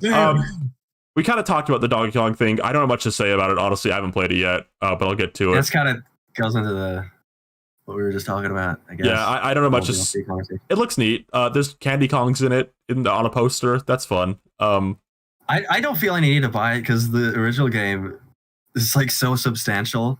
Yeah, Bonanza's a pretty damn big game already. Like that's like sometimes the game comes out and you're thinking like, oh, this seems maybe like one more world or so. But Bonanza was a game I was getting near the end. Like, there's still more of this. I'm surprised. No, that's a meaty game. It gives me the vibe. My immediate reaction to seeing that DLC was like they had extra time after they finished the game, and so they started making that, but they didn't. Like 3 years ago. Yeah, but they weren't able to finish it in time for once the game got an actual deadline. Right. So they're just releasing it. What do you even do on the Donkey Kong Island? It's a bit weird. The map, I've seen people play it. I've seen footage. $20. The map is like more of a hub for the new world. Like you kind of just walk around and look at some like little Easter eggs for a bit. Like all the 3 Kongs in the game are hanging out there. Squawks is there. You can see like Donkey Kong's house. It's really just kind of a hub for like the new mode, which is like this roguelike mode. It feels like I saw it and it was small enough that it felt like when you in Odyssey when you go to the Mushroom Kingdom at the end, where it's just like a little area.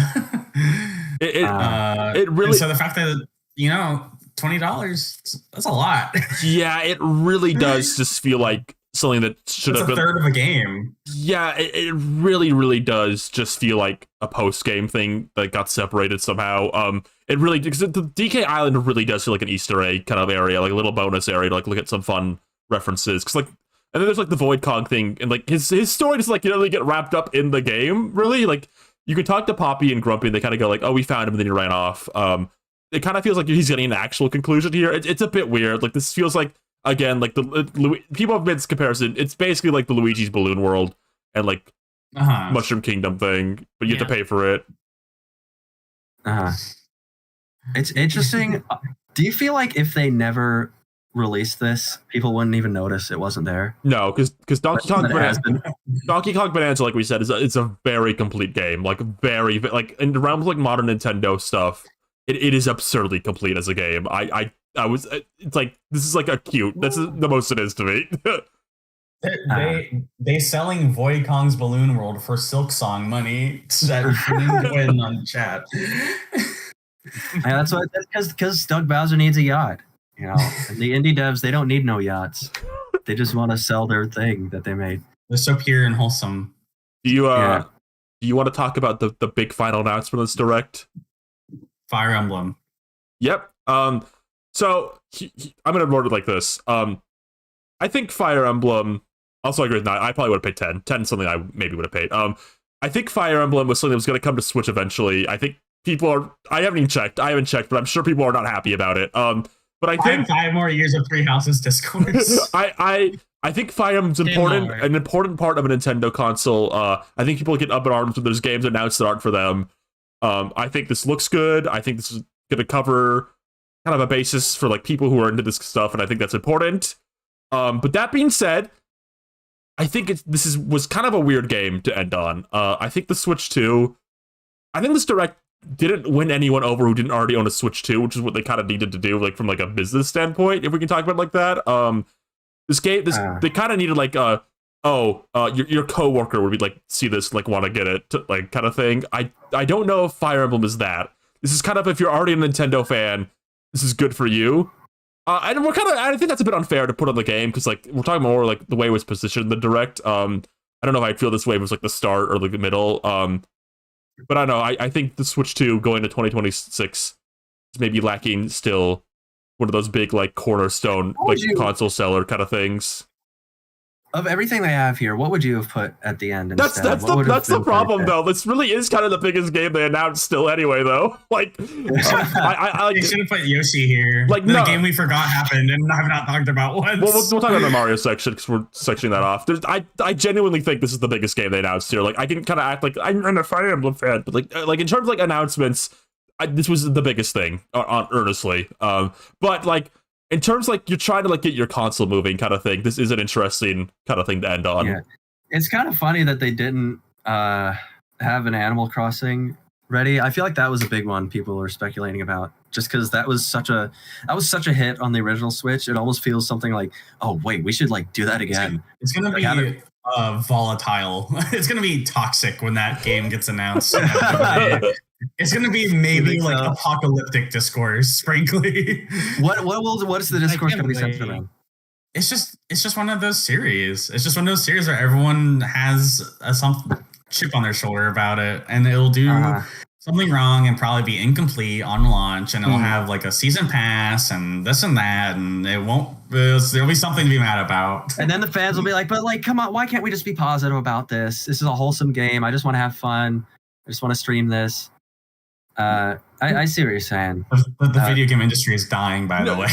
To be clear to chat, Fire Emblem sells, but what I'm thinking is like one of those like kind of like really big sellers, right? Like the Switch 2 like doesn't have one of those in the future, and it's like kind of doesn't have Luigi's Mansion 3. Hey, that game sold like a zillion copies for no reason. But that's that's the thing is it's like weird how well that game did. Fire Emblem, Fire Emblem is a game for gamers. Does that make sense? It's a game if you're a gamer, you'll like it. It's an otaku anime hardcore strategy big boy game. I almost wonder, thinking this from the perspective like Nintendo's like other big region is Japan. I kind of wonder if it would have been smart to not have reviewed Splatoon Raiders already and just had that for the ending of this. Maybe. Oh yeah, where the heck is that? Is that another one they're not releasing? Yeah. Because that's like a console seller for Japan in particular, I would say. Like, do you guys think the Switch 2 wasn't ready? Maybe. So I'm starting to get that vibe, I think, because it actually wasn't ready and that there is not a full software library for it yet. And I think a lot of consoles are like that now, unfortunately. Yeah, it's PlayStation 5 was the same way. Yeah, I know it's been 5 years and PlayStation 5 still isn't ready. It is. It's fucked up. I kind of forgot it was 5 years ago.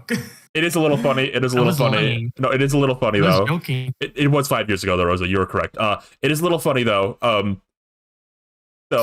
Despite that, Switch 2 still probably has more games than PS5. Oh. All Switch 2 is missing is Death Stranding. That's it. I think that's right. I think about that age now, and like probably is the game, but like that's also the game that's like relying like remember these old Fire Emblem characters and not actually like. You're pimping out again, just so you know. I'm like giving. Which game are you talking about? Oh, baby. Yeah. I don't even know anything about it. Think about how that. You that's dark skin characters aren't ashy. Yeah, do you want to talk about the skins in this? Do you want to talk about the skin colors in this game? I don't want to talk. My dark skin Are friends. we going to talk about My character pox. skin colors? My POC friends. Do you want to talk about the skin colors in this game? The Picru skin tones in this game? I don't really have much to say other than, crass jokes, perhaps. That was the one thing I had to say about it. That was the one thing I had to say about it in the reaction. Like, oh, there's black people in this. It's their most woke and least woke game yet in the series. Am I crazy? Did have, like, it did have better skin tones, you're saying? yeah. I want to ask, if I'm crazy? I was listening to the Fire Emblem part of this direct earlier today, and I only caught a snippet of it, so I don't know if this is crazy. That Roger Craig Smith isn't in those games, is he? Let me check. Am I crazy? I thought I heard his voice for a second. He's not. Maybe that's a weird thing to bring up. Oh no, the apple fritters were double in out. If no one in chat says anything about it, then I'm just crazy. Okay. You hear him everywhere because you're obsessed with him. No, I just heard his voice for a second. I swear he might be in this one. He's gonna play the donut vendor from Regulation. Here we go. The ashy main character boy is gonna open his mouth and the double fritters guy's voice gonna come out. Not fit for human consumption. I will say though, it is shocking to me though in the good year 2025 that like a big company can release an ashy black. our lord. Sorry. And then like a big company can still release like a game with like ashy gray black characters in it. I just feel like somebody like on the chain like at Nintendo which like you guys got to change that like right now. There's a thing about there's like a characteristic to Fire Emblem that makes you shocked at such a mainstream Nintendo franchise because it is kind of nasty. It's very sexual, and then there's like all this like weird stuff where it's like like there's black characters but they're gray, and it just doesn't seem to fit their family friendly aesthetic to me. But you think it's like no, this is like for their right wing audience. I can't say that. People are gonna get mad that I said that.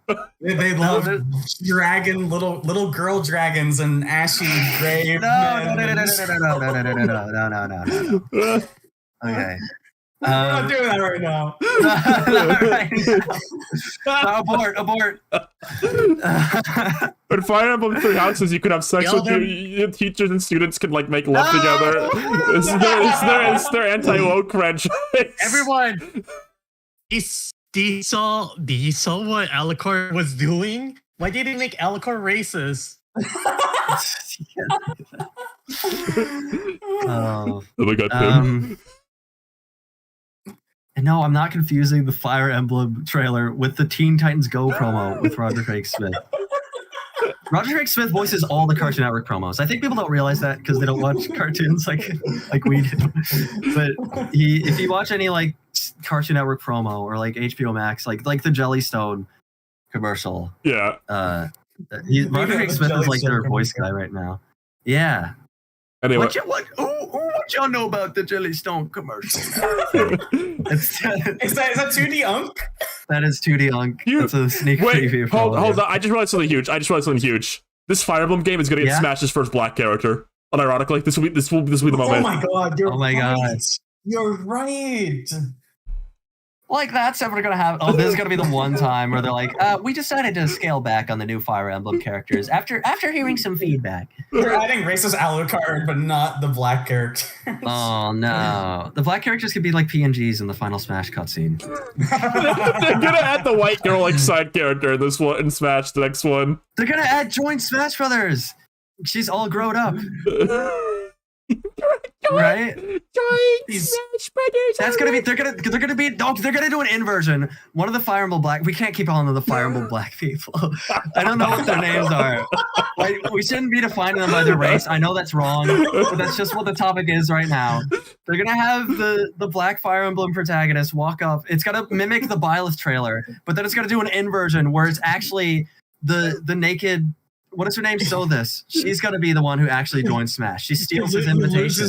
He loses the battle and falls to one knee, and she takes the envelope and kicks him over and joins. Yeah. Something about the words Fire Emblem Black character Smash fake out is like killing me.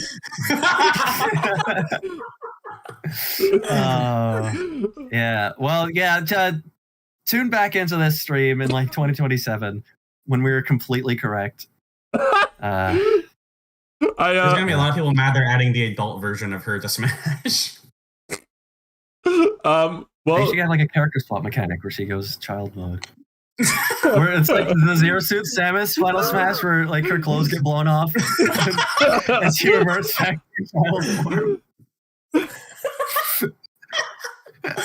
That's how they'll do it. Okay, so Resident Evil 9. I'm the only person that cares about this, I think. Yeah, you talk about before we go to Mario.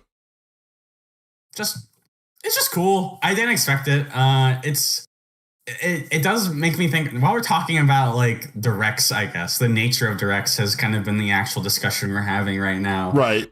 It's really fucking weird that these are structured how they are and have such a vast subjects, like lists of subjects, because you open it and it's like rating pending to M.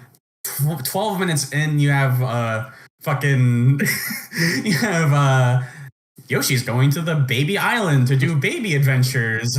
Come along, and he's doing the ground. He's doing like the narrator's doing his baby game voice, and then 20 minutes later, the FBI agent in Resident Evil 9 is like having a mental breakdown while like a deformed serial killer is like chasing her down. like it's just wearing a bikini. It just makes you like wonder who these are for, because they don't release these segments independently. It's not like you get the Baby Yoshi breakdown on Play Nintendo. You're just a 26-year-old watching this entire hour-long thing, and you're forced to watch Baby Yoshi diaper adventure and to get to Resident Evil 9. Yeah, that's why I think it is difficult. Like a lot of people no one's happy because of that. Right. Yeah. Right. Well, people like to rate directs and say like this was the best direct ever, this was the worst one, this is the okayest one.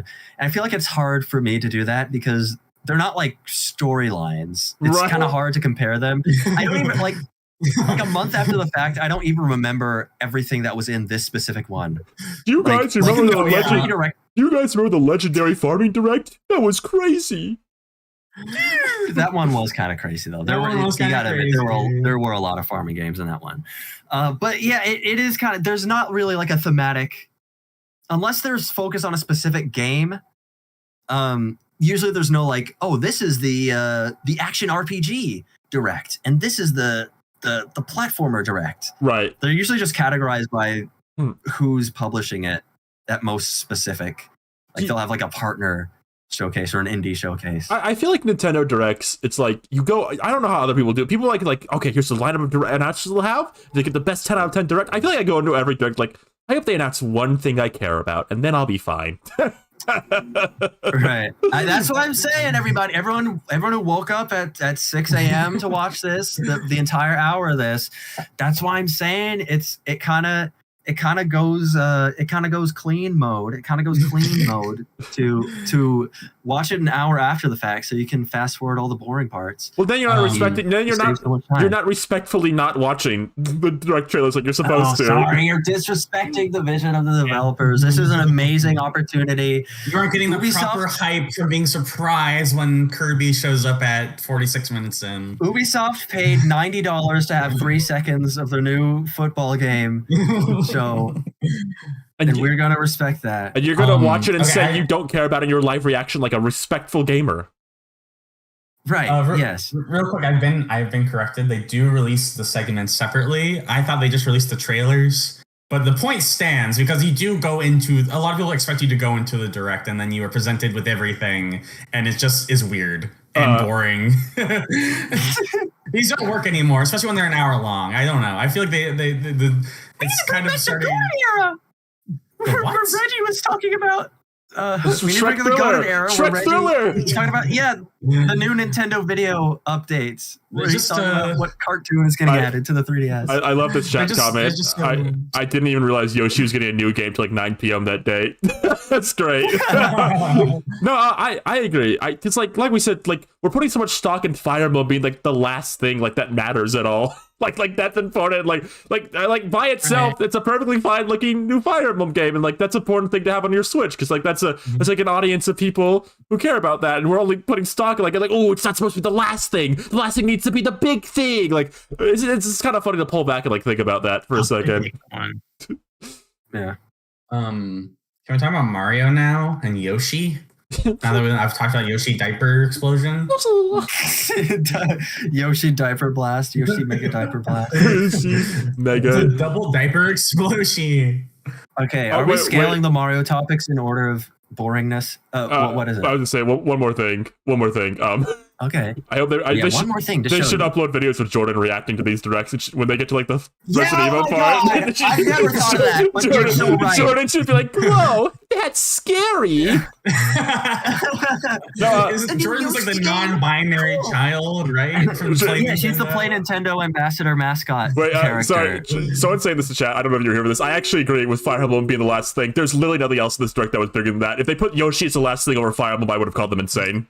I want Jordan to be like, this game is co-op. I can play this with my little brother, and then he can log it on the Mario wiki that Jordan's little brother was mentioned in this episode. We need to get the bespoke transparent Jordan emote on screen. Hold on, I'm setting it right now. Do you think Jordan like plays like all these games? I think so. I think about that.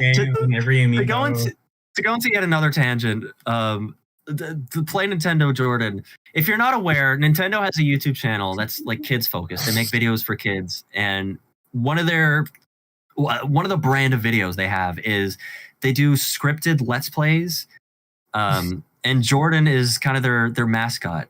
She's a she's a 10 to 16 year old. Yeah, she's 10 to 16 year old androgynous gamer child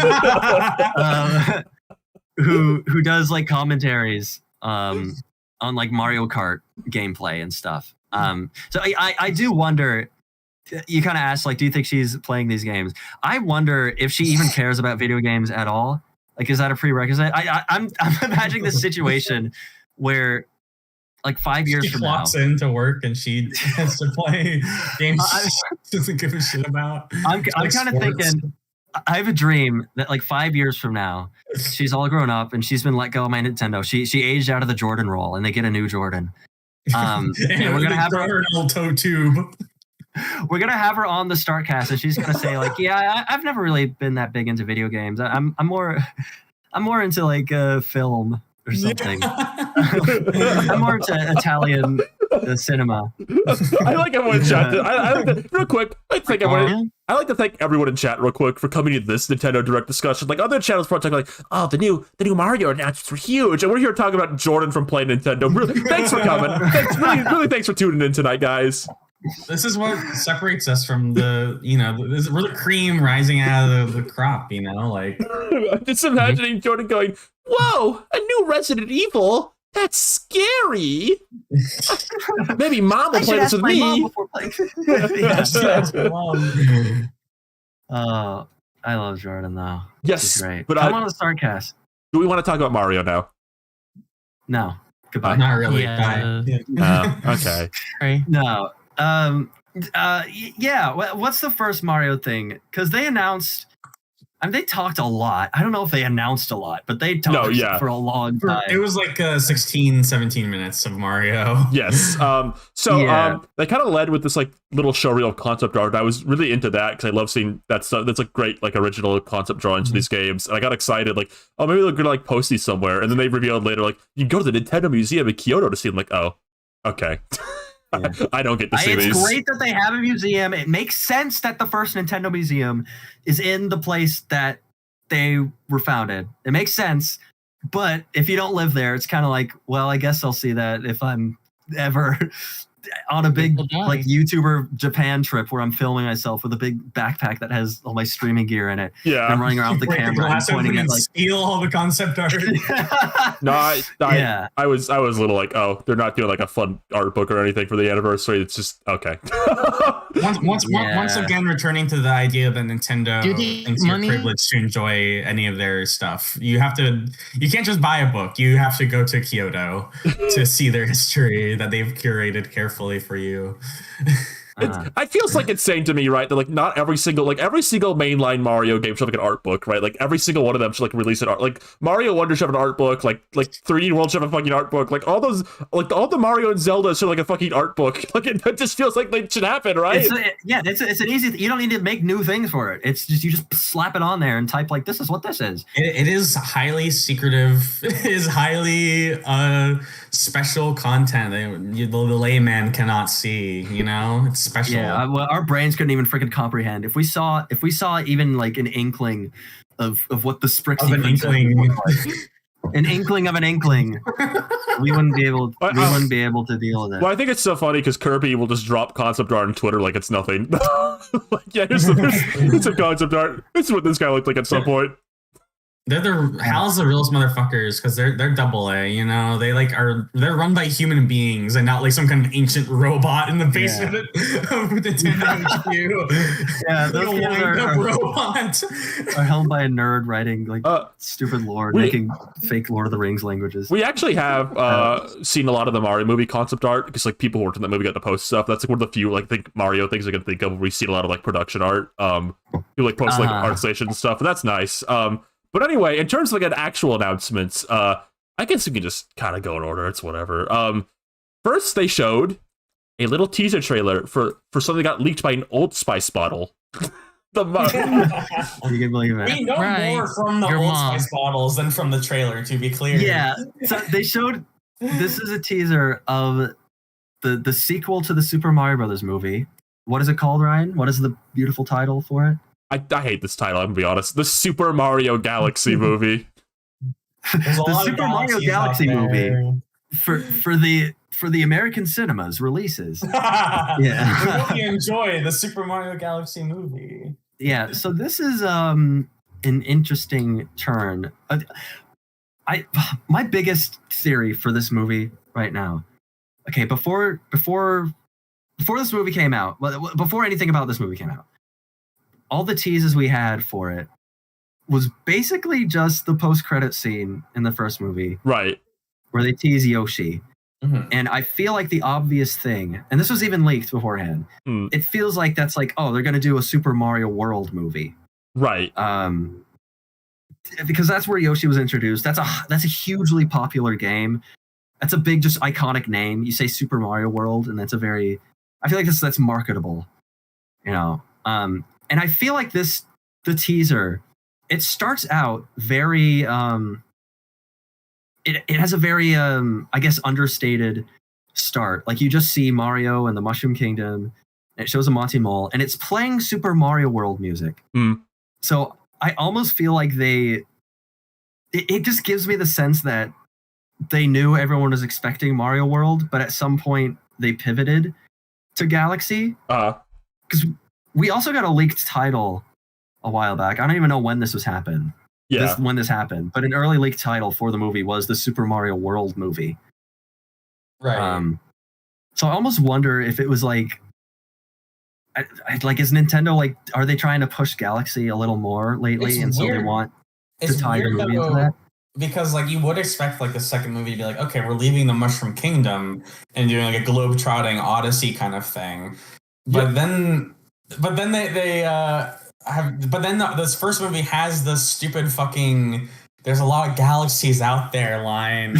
And instantly makes you think like, oh, they're doing like a universe. They're doing like a space giant universe. My read on this, and this is my opinion, I think Nintendo has realized nostalgia has shifted. I don't think we're in the Wii nostalgia is the nostalgia right now. Like that is 100% where nostalgia like sales are now. I think they realize that, and that's why there's been a bit of a Galaxy shift. I I have mixed feelings. This is such a funny thing to say. This is even right about this movie. I have mixed feelings about them going straight to Galaxy. I feel like that's a bit much. Because I feel like the world Mario is on, like his planet, wasn't really explored that much in the first movie, and there's still a lot you could do. I almost feel like they're gonna try to do both things. Like they're gonna have a segment where you're at the start, like the first half where they're on Mario's planet, and then they're gonna go into Galaxy stuff. And they're gonna try to squeeze it all in because, like, we know from the Old Spice leak that they're going to Toast Arena from Odyssey in this at some point. Like that's gonna happen. Like clearly there's gonna be time spent on Planet Mario. I feel like they're gonna try to cram like both things into one movie. It's gonna be bad. It's gonna be 90 minutes. There's not gonna be enough time for the two different scripts that they workshop together. They like stitch together like a Frankenstein and to make one film. And it's just going to be very messy and bad. And the pacing is going to be even more ridiculous than the first movie. There's going to be running around constantly screaming, going to new places. It's like if you're doing a Galaxy movie and like Yoshi's a new character, like what is he going to do? Like if they're exploring like the Mario world, just the Mario world, like, oh, they'll ride Yoshi, around. But if they're going to space, like, what is Yoshi gonna do? Like, what's his point in the plot now? I feel like it's Mario Galaxy 2! I even feel like it's thing, like, what is the space aspect even going to be? Like, what about it will even be substantial from, like, a movie plot standpoint? Mm-hmm. Because we've already established, like, the first movie already has this big fantasy world, and if you want to go to new places, you can kind of just do that on that planet. Right. Like I don't know what it's going to add to be like, oh, we're in like a snowy world, but it's also on a different planet. Like it feels kind of like for a video game. For the video game, it makes sense because you're like, there's the gravity mechanic of it all. Right. But I just don't know how that works for the movie. I think that it might come from necessity of they want Bowser to be a secondary character rather than an antagonist. And I think that there will be an outside. They're like, what's an easy way to have like the characters come together to fight off a threat? World invasion, aliens. There's going to be some kind of alien thing, and Bowser's going to reluctantly team up with them because they're like, you have an army. We can bring the army to space. And Rosalina comes down. She's like, our world is under attack. The Lumos are being stolen for their power. And oh my God! Don't tell me. Don't. I feel like this is their way of like bringing back Tenga. Is it? So I have had that thought. I had this thought. I'm gonna say this, and I don't know if this is happening. I still think, even though it's a Galaxy movie, they said like during like that like kind of segment, like oh, even though it's Galaxy themed, there'll be characters from all over Mario's history in this still. I think I've seen people say like, oh, Daisy won't be in this now because it's Galaxy themed. I think actually I don't fully agree. I think this is gonna be less of a straight adaptation as people think. I think what's gonna happen is they're gonna go to the desert to get a spaceship from Daisy because there's like spaceships in Mario Land, and that's how she's gonna be in this. That's just like the Aztec rocket ship from Futurama. Yeah. That's just like a character swap of how they handled the Donkey Kong character. Right? No, because like and so I don't think because I don't think the Donkey Kong characters are in this. No, like I think there's definitely room for that. I think people are expecting this to be like a straight like exactly how it happens in Mario Galaxy adaptation. We already know they're going to the fucking desert on Mario's planet on this. Like it's not going to be a straight adaptation. I think they're going to go to the desert and find Daisy. 'Cause it'd be really weird, just like promotional standpoint. They've been really pushing her as like a main character, right? Like she's like grouped with like the main characters like on all marketing stuff now. It'd be really weird if they did that and the movie came out. It's like, oh, she's still not in it though. Yeah, I hope they don't skip out on Daisy. That would feel weird. I think there's room for 2 new female girls. I think that's the thing, right? Nintendo fans always think like, there can only be 1 new female at a time. You can only have Daisy or Rosalina. There's only room for 1 feminoid on the roster. Also, just like the Sonic movie structure of like 1 new character per movie. You know, like you can only have Rosalina or Daisy. The audience can't handle more than that. And we already know like the Mario movie is way more indulgent than that. Like they're kind of just about like that first movie. I haven't rewatched it since it came out, but I did. It was on in the background one time, and I was surprised at like a restaurant. I was surprised by how much of the movie was going by every time I looked back at the screen. Yes. Like I would look down and like eat a little and look back and they're in like a completely different place. I'm like, dang, I don't remember it being like quite that breakneck. I kind of wonder if once they start getting the more like dedicated character movies, if they'll be better. Because like if they make like a Luigi's Mansion movie, they won't have to go to like 40 different reference places. Yeah, that's why I kind of more. I feel just conceptually more interested in the idea of a Donkey Kong movie. Right. Just because I think there's less ground that they feel like they have to cover. So you can really It'd be awesome to just have more like focused. Donkey Kong and Little Buddy. I would love to hear him say Little Buddy about Diddy Kong and go on some crazy whirlwind adventure.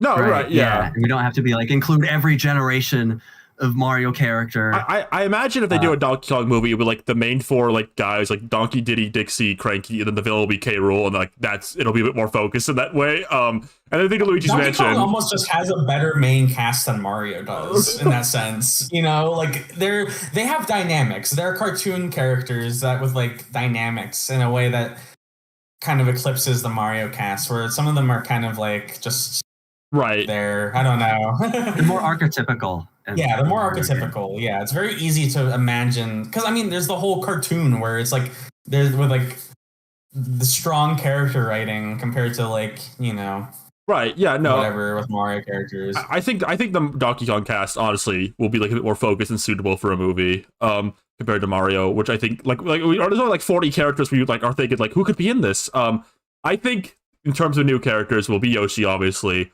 Obviously, Rosalina will be in this, and for the two others, I think that I see me in this. I think they're gonna try to put Bowser Jr. in the movie. I think Nintendo likes that character. I think Bowser Jr. is like a little cute baby, excitable character. Illumination will do backflips at that, and then I still think Daisy is fairly likely. I think it'd be weird if she didn't show up at this point. I don't think Wario will be in this. I see a lot of Wario. I think at that point you're getting way too cramped. I think you're getting like even cramped for Illumination standards. Wario is made to be antagonist for one movie. Right. Yeah, or just like a Wario movie that's never gonna get made. I can't even imagine how they would end. My thing is, people say like you can't have Mario without Charles Martinet. I feel like with Wario, like that specific performance, even if it's not literally Charles Martinet, because they have gotten a new voice actor now, but like. I can't imagine how you would do it. Make him like a movie character, I guess. Because I feel like I can't imagine Wario talking in any other way, I guess. Right. Yeah. He is very like, hey, it's me, the Wario, and I'm going to go flying with my friends on my spaceship. What Wario needs... Black hole generator. What Wario needs, he doesn't need to be in a movie. He needs the WarioWare TV series that I'm sure we've talked about this several times. Yes. But that's like such a an ensemble. We need like a sketch comedy starring Wario. I will say back I will say though, back onto Tanga, just I can't believe I'm saying this. They have kept hyping up their surprise, like, obscure Mario characters in this, and they're going to space, and we think Daisy might be in this. Can you fucking imagine if they actually did that? I can't. I really can't. I'm gonna get Tango's in, like, 2 games. Yeah. But can you imagine that shit if the Tanga is not gonna be in this fucking movie? I'm being so real right now. I just can't. If you think he is, you're deluded. I'm sorry. No, but I feel like at that point, it's like make a new character at that point. You're appealing to as many people as if you just made a completely new character. I guess like you brought up the idea of Mario Bowser teaming up in this. Who would be the villain then? Not Wart. King Wart. Okay, Wart is much better. Are they allowed to make new characters? Because it really does like kind of instantly create an issue of like everyone who's not Bowser is pretty obscure. They had Concierge Toad. That's a new character. Just like with glasses. Wario. Any other remaining iconic Mario villain, I don't think fits this role, right? Like King Boo, that's a Luigi's Mansion movie character, right? King K. Rool, that's Donkey Kong. Wario is not a Mario Galaxy movie villain. That's the thing, right? And then Tanga's just not. I don't know. It doesn't work. It doesn't work. People are mentioning people are mentioning 4-Man Spike, but he was not a major character. He was kind of more of a like. He's literally cheering for them at the end of the movie. They needed like I think they just needed like a specific role for like Mario's boss, and that was a character that already existed. But I feel like Tatanga's more like. It feels weird. They could. I don't know. It would be. I would be very surprised. I guess. Yeah, I don't know. I can't sell a Mario Land collection for $80 to get the audience up to speed on who Tatanga is. Maybe they don't even need a brand new villain. Maybe they could just have Bowser Jr. and that's kind of the twist with the villain ensemble. And like you could just have Bowser doing his usual antics. Bowser said Bowser Jr. into space off screen. Was that Rosa? Hey, what was that? What was that lava boss from Mario Galaxy? The one you hit watermelons at? The octopus? He's gonna be. You think he'll be the main villain? Like he'll carry the whole movie? You know what? I could see that. Then make him like a singing, flamboyant octopus. He's flaming. If you say no to Tatanga, if you say no to Tatanga, then at least that's your next well, thing. Okay, hold on. What is that your next best thing? No, but you follow? Tatanga was the main villain of the game. King Caliente, it's like the first boss of Mario Galaxy. I think King Caliente would be awesome as a main villain. They would show off the technical animation technology.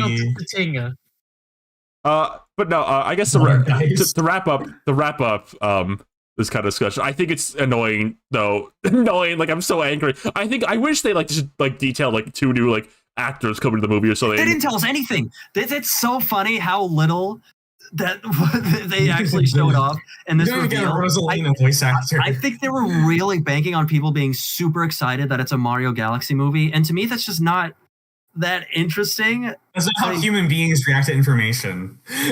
Right? Yeah. Like I like Galaxy as a game, but that doesn't mean like a movie specifically based on Super Mario Galaxy. Like there's nothing. I don't think there was much about Galaxy where I was like, oh, this would be great if this was in a movie. Right. Hey, you know what though? Besides for the score. Yeah, no. When they were going through the actors, I expected them at the end to go and yada yada is Rosalina and yada yada is Daisy. Like they'd have 2 at the end as a little tease. It didn't say anything, so it's what am I supposed to say now? How am I supposed to feel in this fucking movie? You haven't told me anything. You want me to? That's the thing. They want us to grovel at them, thank you, Nintendo, for revealing. They want us to be really excited over Chris Pratt reprising his role. I can't believe you've graced us with a bit of information that Charlie Day will be reprising his role as Luigi. I was so scared that he wasn't gonna come back. I've been having sleepless nights. They could have just put a Yoshi render on screen or something Yoshi's in this one too. Or even just say Yoshi's in the movie. They didn't even say that he's in the movie. Come on. Weird. It's so weird. It makes me feel like the movie's not finished. Knows. Not ready. It has to be ready. It's releasing half a year. That's the thing. I will say though, on a silly level, I was happy they highlighted Kevin Michael Richardson. He's the secret MVP. He's the secret MVP of those movies, and I think he does not get any attention because he's not a celebrity. He's fucking smoked in that movie. He's better than all the celebrity voice actors. I'm glad he got a highlight. Yeah, he should replace Fred Armisen as Donkey Kong. Donkey Kong. Maybe he should. Okay, Yoshi, I guess. No, no. Next was the $80, $70 Mario Galaxy 2-pack. Oh my god. Oh yeah, we need to talk about Mario Galaxy plus Mario Galaxy 2. I have nothing. Ryan said that she had something to say. Yes. About pricing. Actually, it's not about this. It's about the next game. But I wanted to say about this. The 2 things is I'm not buying these games at $40. You're fucking insane. The other thing is I feel like such a little brat talking about this. When they were showing the trailers for these, they just kept going, and I just felt like, what? It's really funny in our reaction to it. We were sounded like we were in pain watching that. We were stopping out as the trailer kept going and going. It's freaking masturbatory. Look at how great this game we made is. I'm just imagining someone who doesn't realize this was a Wii game, kind of going these games kind of look kind of bad. Like, why does this isn't HD? Why are they showing this so much? I just think they showed the trailer for that like it was like a remake or like a new game. Like there was something new to be seen. Like you're just showing me stuff. No, it is new. They're releasing it in HD, and they're gonna have new controls with the Joy-Con 2. And you should be thankful. It was verbatim like an E3 trailer from like 2009. Like it was unchanged. We should have Mario RP walking. All the footage. Do you think we're evil for this? Like, I imagine like other people reacting to the direct, like, "Oh my god, my child!" Sufficiently excited. Like you go like watch like other Nintendo. Are we consuming this trailer? Just imagine like all the other Nintendo YouTubers were like, "Oh my god, they did it! They did it! They brought my childhood back!" And then you watch ours, and we're like, "Stop showing this fucking game." Listen, if you're gonna act that excited for a Wii game, you're getting really sad. In their defense, though, I think a lot of people watching that were like, "Oh, this is probably gonna be like $20 on the eShop for each of these." I guess so. I knew there'd be some bullshit. I knew there'd be some pricing bullshit. I was ready. Yeah, I mean, I'm like, part of me, I want to say I'm glad that they're available. It might be cool if you've never played either of the games. Like maybe that, because the thing about pricing, it very much depends on the person. Like maybe someone is really excited to be playing this for the first time. They never owned a Wii, but they always heard about how great this game is, and they love their Switch too. And this is like a worthy price of admission for them. But for me, as someone who, you know, I own both of those games now. Right. I have Galaxy 2 on the Wii, and they had Galaxy on the Switch. And which is technically a better price value now, isn't it? Is Mario 3D All-Stars the more reasonable? Yes, I guess technically speaking, it's $60 for 3 games compared to. It does not have 2. I guess it does. I guess it's. I don't know. Right. But yeah, I mean,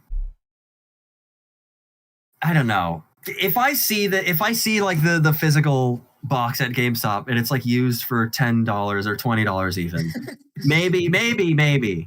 So because it is a convenient way to play the game. So someone in chat brought this up. The Pikmin remasters they did fairly recently for Switch, which are genuinely probably about the same effort as these, were only $20 each. I think that maybe says something about how Nintendo thinks like some series they can price gouge a bit.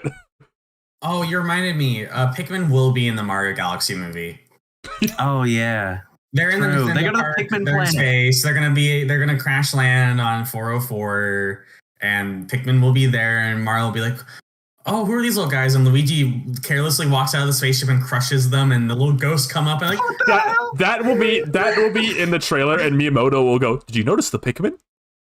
I really like Pikmin. What you just saw was the trailer for the Super Mario Galaxy movie. Did you notice a few familiar characters? I think they did that so much in this. That was an agonizing aspect of the direct. Actually insane how half the runtime is the Koizumi coming out and re-explaining what he just when you don't have the luxury of like fast forwarding it because you're watching it 30 minutes after it ended, those parts really sink in where it's just like, what are we doing? Like, it feels like that thing that came out about how Netflix shows are like starting to implement things in their script where they explain what's happening on screen since you're so you can like, if you're not actually watching maybe that's it. Maybe if you're like cooking, maybe that's what, but you should be like cooking dinner while these play. You should not be dedicating your time to this fucking. Yeah, you should be like feeding your children. I can't stress just enough. one more trailer while my baby starves in the background. I can't stress it enough. If you're not like a streamer, you shouldn't be waking up for these. Yeah, if you can't make it into like content. What were we even talking about? Mario Galaxy? Yeah. I got nothing else to say. I just think I'm not buying it. I can tell you that. Yeah, I mean, the one thing about it that's like tempting me, over just like playing it on the Wii again is the convenience, because I hate using the Wii remote. Yeah, it's kind of like it's like pulling teeth trying to find new batteries every time you want to play that. Yes, it's absurd. It's really annoying in 2025 to use the Wii. But also, did they say anything about like the controls of it? Like, does this have the mouse support? Probably, if I had to guess, it does. For player two to pick up star bits or whatever. I think if it does have the mouse controls, that would be a neat way to play the game that I haven't played it before, and I'd be interested in seeing how that works. But that's about it, I guess. Yeah. I don't know. I'll look up the Deuces Rosalina storybook pages on YouTube when the game comes out. That's why I stopped making story modes, because you're watching the Rosalina book on YouTube instead of the wholesome in-game presentation. They are releasing the book in real life for like $25 without the new content. That's right. Without the new content, the new pages aren't in it. It's the original pages only. Okay, so whatever then. Never mind. Don't buy that. Buy that crap. So just make it at Kinko's. Next was Mario Tennis, and I've been hyping this up this whole time. This pricing discussion. This is where I want to talk about it. They're stupid in the fucking head for this. $70 Mario Tennis. Okay, they made this whole thing like, okay, we're gonna evaluate our game prices based on the game. Like, okay, so like Mario Tennis and shit will still just be $60 or whatever. No, they're pricing this shit for the same price as Bonanza, like one of the biggest media single-player experiences they've made. Nice fucking try. When they said they're pricing these per game, that just means like we have the right to make it $80 sometimes. Yes, yep, that's literally it. And then in the Switch 3, it's gonna be $90 sometimes, and so on. You can get Pokemon ZA, or you can get an unfinished tennis game. Which one is it? Western Man. I'm almost. Or you can eat for the week. I'm almost a little peeved because this like looks way better than like the other Mario Tennis games immediately. Like they made a big deal. Like there's 38 characters in this. Like right at the launch. Don't be tricked by the fucking trailer. No, I'm gonna stress this. I'm not buying this. I don't buy Mario sports games at launch ever again. No matter what. But I just wanted to say, like, I'm almost a little peeved. The graham cracker incident. Because the graham cracker incident. I'm a little peeved because this one has like 38 characters at launch. It's got a story mode. All the arenas in this Mario sports games on Switch loved looking like real fucking places instead of Mario places. But all like the arenas in this look like Mario places now, which I like way more. But like $70 for Mario Tennis, like even with a story mode and like 38 characters, nice try. I'm not doing that. No, Miyamoto. The baby mode that takes 15 hours to get through while it like agonizingly tutorializes the mechanics of the game. Low text that you can't speed up. You do one tutorial, you walk around the map, you read a ton of text, you do one tutorial, and then you do that for 3 hours. One of the it's not gonna be no fun. building fun. I think we'll talk about the babies in a second because like I think we'll have a lot to say about the babies. It's a big deal, big baby deal. I do think big baby deal. I think it's kind of funny. There's a Mario Wonder court in this, and they've already started putting Mario Wonder stuff in the game so much, and I think that's funny because there was this whole thing people were talking about how they did not put like anything from Odyssey in the games for so long. I think it's Cappy was never playable in a Mario spinoff. And that Odyssey is like the ugly stepchild. You know, like they don't. Yeah, care. they hate it. They don't care. They're not making Odyssey 2. It makes you think about like. It makes me think about like Sonic Mania. It's like they got mad that like people really like this game. They got mad that the game they made was so good and well received. They're like, we're just not going to make any games anymore. We'll just make a Donkey Kong then. I mean, I like all the stuff from Wonder, so it's cool that it's actually showing up in games. I'm glad we're getting the flower. We're getting merchandise of the talking flower. Let's talk. Yeah. Oh man, I wonder if it drinks milk. Okay. You just want to talk about cum. Just so you can pour milk in. Yeah, no, bro. So just a minute. You want to talk about cum in the talking flower's mouth? No. What the hell? What are you talking about? She's a freak. That's what she wanted to talk about. I know her. We're talking about coming in the fucking alarm clock flower. That's Wait, what do you mean? Has she brought this up before? Is this like a common thread? No, I just know where she's going. I just know where she goes. I can predict her. This is my Rosa Direct predictions. I thought she was talking about it's like a breast pump. Like that's better. That's more wholesome. That is more wholesome. That's like feeding your children. You're gonna be opening Exit Everything app and getting jump scared by transgender individuals coming in the flower's mouth. No, what the hell? Don't say that. We're not doing that. We're getting -7.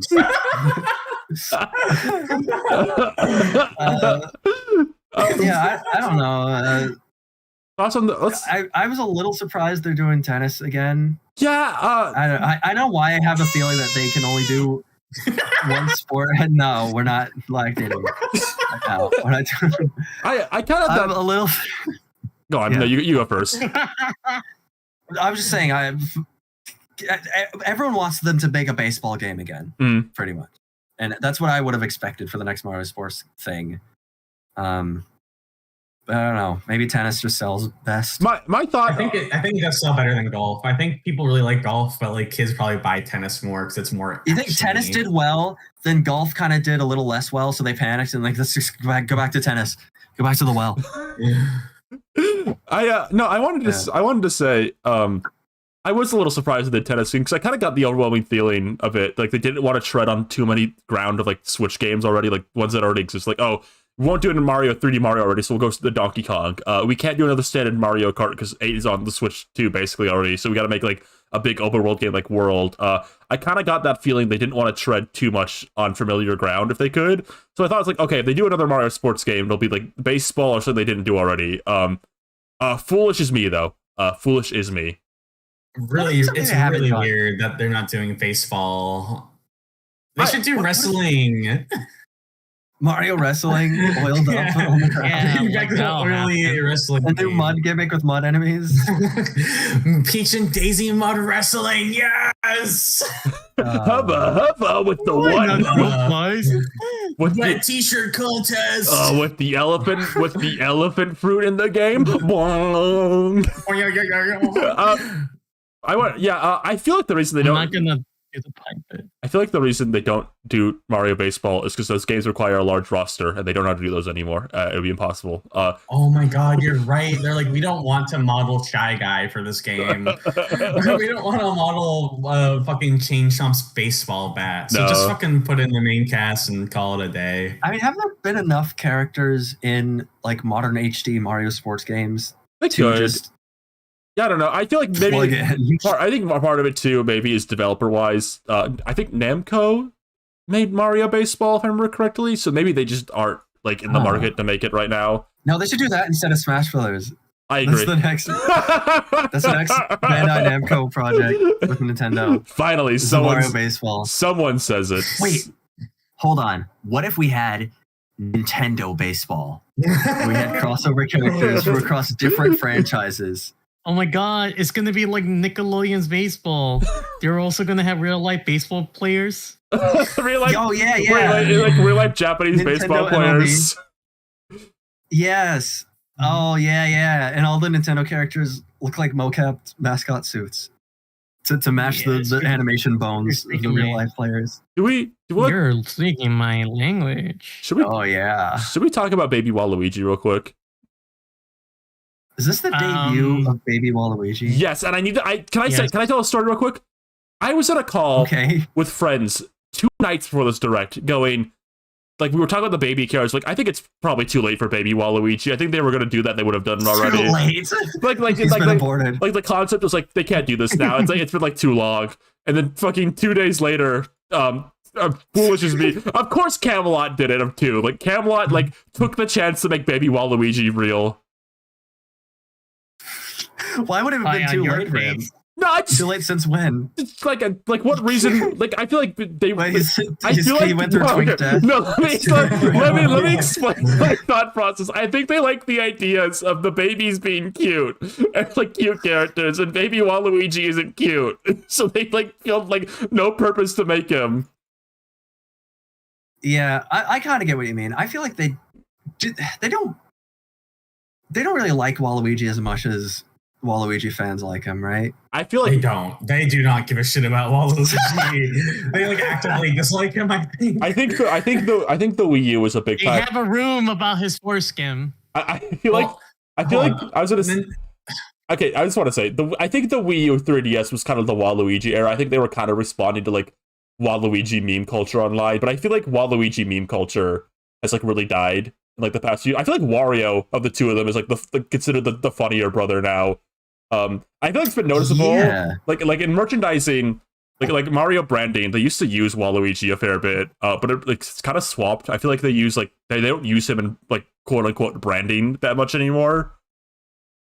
Yeah, he's just kind of a forgotten outsider. It's weird because there were moments there were Waluigi moments that were awesome, where like in the golfing 3DS game where he does like the Rose shit. Yeah, they have a really strong characterization for the kind of specific weirdo he is, but they just don't use it. They just don't. Nintendo don't care about that, but like Camelot does. Camelot loves him. Yeah, I feel like the fact that in the baby mode the characters are the three main characters and then Wario and Waluigi is very telling. They love those guys. Yeah, right. How did they come up with this concept, by the way? Wario and Waluigi are their babies. Yeah, real quick, dial back. How did they come up with this fucking baby story mode concept? Where did this guy just want to know where this came from? Like, where did this baby concept come from? They were browsing DeviantArt. They saw the Squidward episode. Squid baby.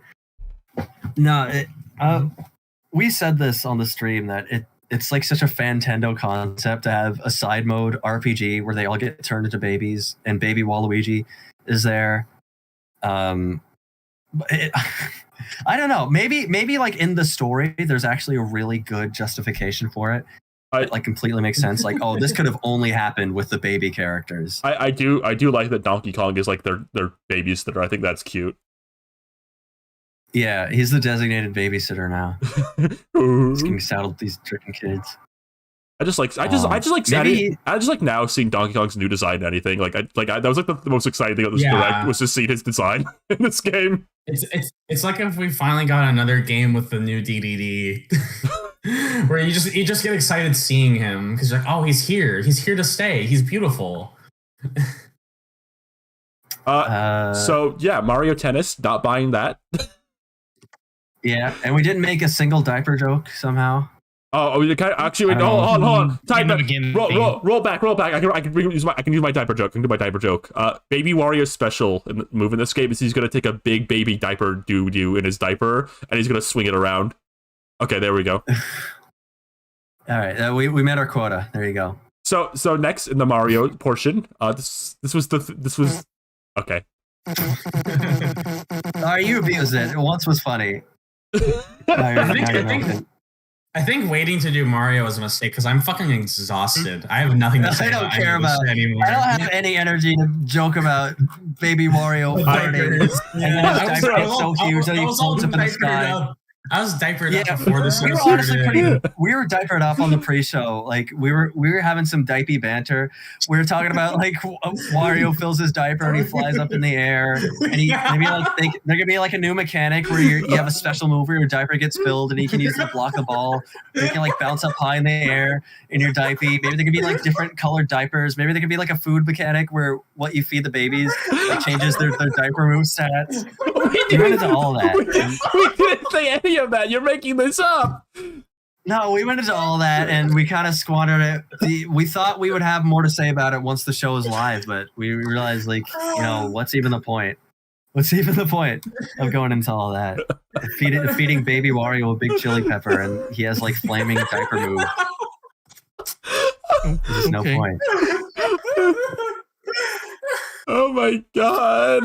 Yeah, anyway, what's wrong with you? Yoshi game? What?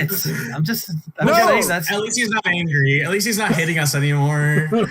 I've never hit anyone. I'm non-violent. Yes, you have. Yes, you have. You hit me with a sock. No, I was petting you. I was petting your head. With a sock. It was not with a sock. I don't know what you're talking about. Is it my gloves? Gloves. The Mario Wonder thing. I'll just talk about that briefly. That's something we all thought was happening. My big thing with this is the co-op things they showed look cute. But at the very end they also went, oh, by the way, there's single player stuff. Bye. And I was kind of like bummed a bit. They talked about the multiplayer stuff for so long because I'm like, can you talk about the single player thing? I don't. This is like cute.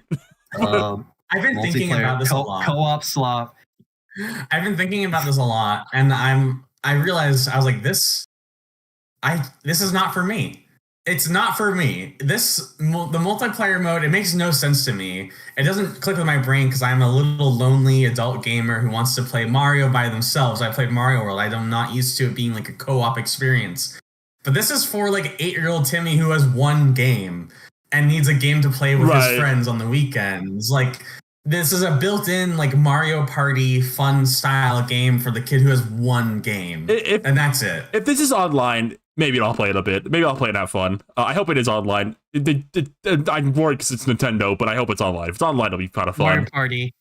Yeah, but like sometimes Nintendo still, because like Kirby's like Return to Dreamland's multiplayer wasn't online, so like that's something to think about.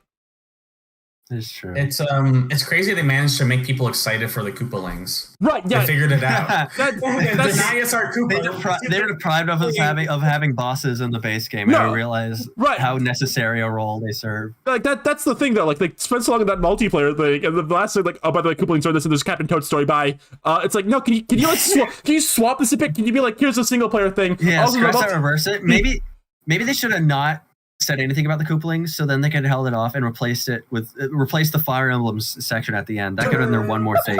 Bosses are coming to Super Mario Brothers Wonder. No, but it's weird because like that's like actually I would care about like in a Mario Wonder like enhanced port. It's like, oh, it's like, right, because that was a big thing. That's kind of the most glaring thing about the original game that people felt was lacking. Yeah, there was not really bosses. It's the fact that it's on screen for so little time too. Like it's like at the end like a footnote. Like that's like a way more like interesting thing to like talk about. Yeah. Maybe they're like, you guys don't like the Koopalings anymore. We get it. I know. I'm sorry. They're here. Walking away with their bindle, all sad. Looking. Yeah, I guess you guys don't like the Koopalings that much, so we won't show them that much. I guess. Oh man, they're good at cock teasing, huh? Whatever this new single player thing is, I kind of hope it's like what they did with the Kirby stuff recently. I hope it's harder because like the Kirby DLC they did recently, I think was generally made with like you've already played this in mind, like so the challenges were a bit like more difficult. I hope that's the case here too for this new single player stuff is. The issue with Wonder is that it's so fucking easy, except at the very end, there's like a couple hard levels. This game has so many. It's because it's open. It's like open, so you get to go. Everything's a flat level curve, you know.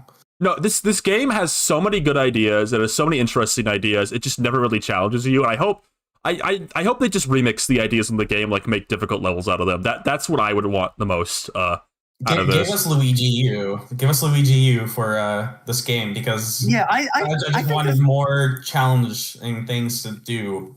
I think another thing that I felt the game could have used. I feel like once you do all the stuff in a level, there's not much incentive to go back to any of them. No, yeah.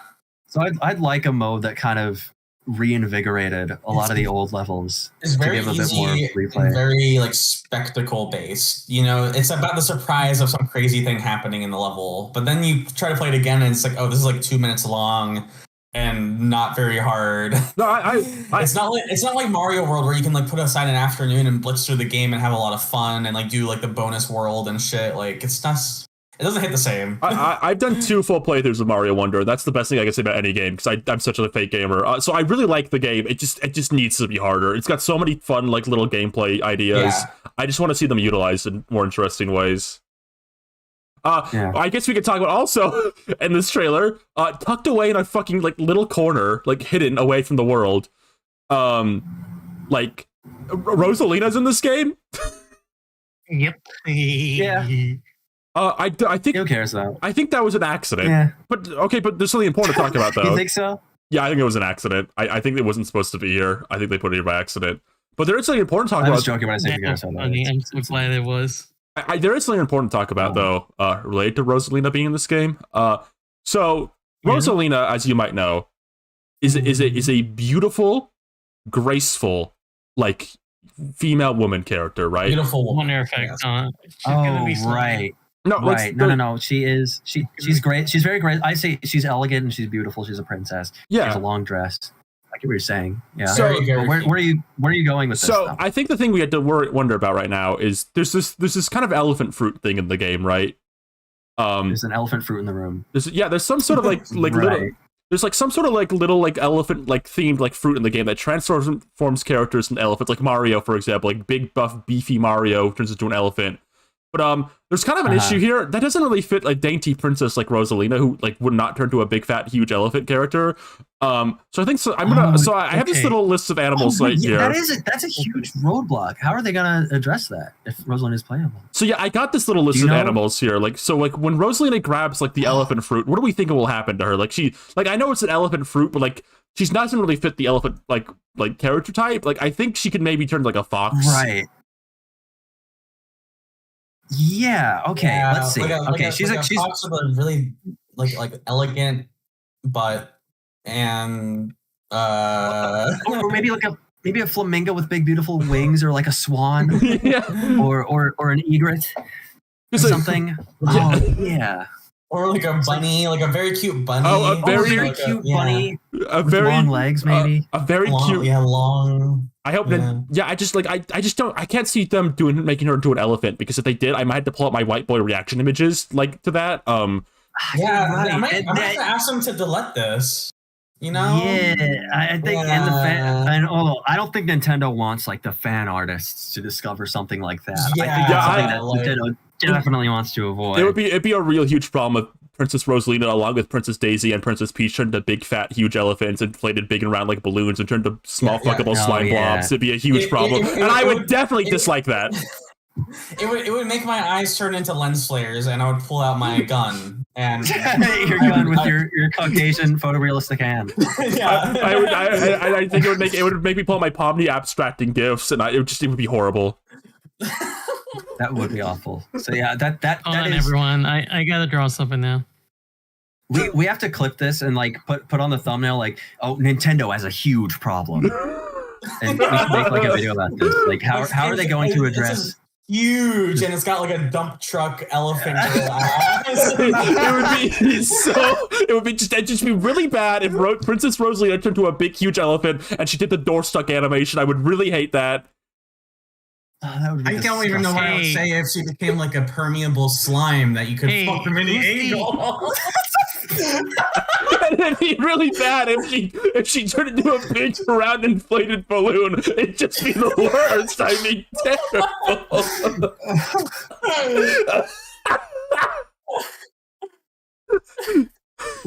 That would be awful. I'm glad that's not gonna happen though. None of that's gonna happen. It's gonna be really funny when the game comes out. She's like only playable in the stupid co-op mode, like not in the main game. Yeah, she's gonna be like a tutorial character. She's gonna be like the super mode. You can only beat the levels. Who's the guy that keeps commissioning like Elephant Daisy images, like Zach making Scott Elephant Games? Daisy version? Yes. It'd be so funny if she was only in the stupid co-op mode. Like they had all her animations ready, like she had all like the power-up like models made, but you couldn't play as her in the main game because like some Nintendo like, we made Rosalina come for the party, but she's not ready for the adventure. What is that, like theme park ride broken down, like PA dialogue? Rosalina has tuberculosis. She can't do it. Looks like Bowser's Wonder Flower. It's causing a little bit of trouble. Nintendo loves doing this shit. I just can still picture like, in the Wonder Park mode, Rosalina joins the fun. But when they go back to the adventure, Rosalina has to say goodbye. Like this is like, there's like no reason to do it, but they do it anyway. Yeah. I come to eat. I come back to the animal chart. Whimscope. I'm really glad my friend Dynamo missed all of that. Like missed everything we said about the slime and the inflation and the elephant. I'm really glad. What's everyone's favorite animal on this list of all the animals in the world? I'm kind of a big fan of Second Leopard. There's two leopards. Wait a minute. This is one of the worst images. I'm seeing double 4 leopards. How was this made? Like, what process was endured to create this? There's 2 gorillas and rhinos. Has anyone gone to ESLforums.com? Like we don't even know what this is. Here? What if this is like a white supremacist page or something that we've just been promoting this whole time? Oh man, you've been on the list this whole time. Oh, sorry, fans. We have to retire the animal chart I think it's English second language. I don't think it's white supremacist. Sorry, I'm sorry for implying learning English. This is the white supremacist. I hope that's right. I sure hope Rosalia doesn't become a scrunkly, fat-faced Goomba with a lack of arms. All right, let's move on. I would hate if she rubbed her shit just all over me. Whatever. Is this a good episode? Getting scary. Yeah, it is. So, okay, it's good if we move on right now. Yeah, the last game, the last game the direct talk about. Do you guys have any little legs and just like fucking cute little Goomba teeth? A new Yoshi game was announced. Pretty girl eyes. For Nintendo Switch 2. We knew what we were getting into when we invited the Fiona Ass expansion person back to the show. What? I'm crying. It sounds like I was apologizing. No, I ruined your show. There's a new Yoshi game. We can talk about this Yoshi game right now, right? Yeah, if we want. What I remember when we were watching this live stream, you said the meanest thing ever as soon as Yoshi came on screen. You're like, oh, well, you know, this isn't gonna be fun. I said time for the most boring game ever made. Yeah. I'm sorry. I like Yoshi. Okay, I know I'm one of those like bitter fanboys. If you want to like characterize me, I'm one of those bitter fanboys that wants them to make another Yoshi's Island game that's like the first one, where it's mostly just kind of like a weird like Mario team game where they have a bunch of weird ideas and they give it a really, I don't know, wacky tone. Because ever since Yoshi's Story is really when they decided like, oh, this is what the Yoshi brand is going to be. Like that's where the brand was kind of settled. It's demented that 90% of the Yoshi franchise is utter dog crap. I wouldn't say it's even that bad, but it is like there is something about the first game that is just not ever going to happen again, and that's fine. Like I like Yoshi's Woolly World. That's like a good game. And this game looks not good. The game you wanted. No, well, I'll say right now, this game looks good. This game is called Yoshi and the Mysterious Book, which is such a fake. What if Yoshi got a mysterious book? That's such a like Nintendo Direct leak title. I feel Yoshi and the Mysterious Book. George Jungle and the Secrets of the Secrets. Okay, I feel like what they've settled on for the Yoshi franchise. I think Mario, it's definitely appealing to kids a lot, but that feels like kind of their all ages platformer. And I think in comparison, Yoshi feels more like their cozy, like younger, more targeted towards kids kind of game. And that was really felt in this direct, the way they talked about it. That's what I kind of said. Like, I feel like I'm too old to be watching this. Because they very much have the direct narrator puts on a very like squatting down for and, like reading to them. Yeah. Oh, hey kiddo, what you got there? Oh, you're playing with your toys. Wow. Did you know that Yoshi is going on a new adventure? And you can play with flowers. Experience the beautiful new world in Yoshi's brand new game. Which echoes back to the thing we were saying. Like, it's funny how that's just kind of the way the direct is packaged. You have like grown adult Nintendo fans just sitting there being condescended to, basically. I think you're always condescended to. Yoshi's Field Guide. That makes so much more sense. What the fuck? No, Yoshi and the Mysterious Book. I feel like even that title is like they're aiming for like the still reads picture books demographic. Yeah, for that title. It feels very much like a storybook kind of title. I don't know why they felt like they had to do this with Yoshi at some point. Well, I think where Yoshi became the baby. Not this game specifically, but I mean the entire franchise became the baby platformer. I think it's because they want, if they're gonna have like platformers competing against each other, they want each of them to appeal to a very specific, different kind of market or have a different kind of appeal to them. Okay, so actually, I do know that's why, but I don't enjoy it. Okay. I'm like Yoshi's Island is such a good game. It's a really good game, and it's really fucking hard at a point. It's like if you play those secret levels, it's like getting your teeth kicked in. It's like really hard. And then at some point they just decided that's not how it works anymore. And they've created like a difficulty spectrum from Yoshi to Mario to Donkey Kong. Where Mario's like for everyone, and Yoshi's for babies, and Donkey Kong is like, he'll fucking kill your family. He can, and he will. I'll say this though, like, I know we're being a bit hard. I think it looks fine though. I think it looks cute. It does look fine. The art style looks great. I love how it's animated. It has like a limited. You're like, it's Spider-Verse. I kept calling it Spider-Verse animation somewhat derisively, but that's just because that's a funny thing to do. It's painted. It's no, I know. I was being like funny on purpose. The next Yoshi art style should be AI. Shut up! Don't you say that. You can't say that. Yoshi's generative adventure. What would it be called? Yoshi's algorithmic island. Disorder. Yoshi's algorithmic adventure. He goes into the internet. He experiences the world of automatically generated web video. Yoshi deletes his search history. Uh-oh. Shut up. Oh no, this is Asriel's computer.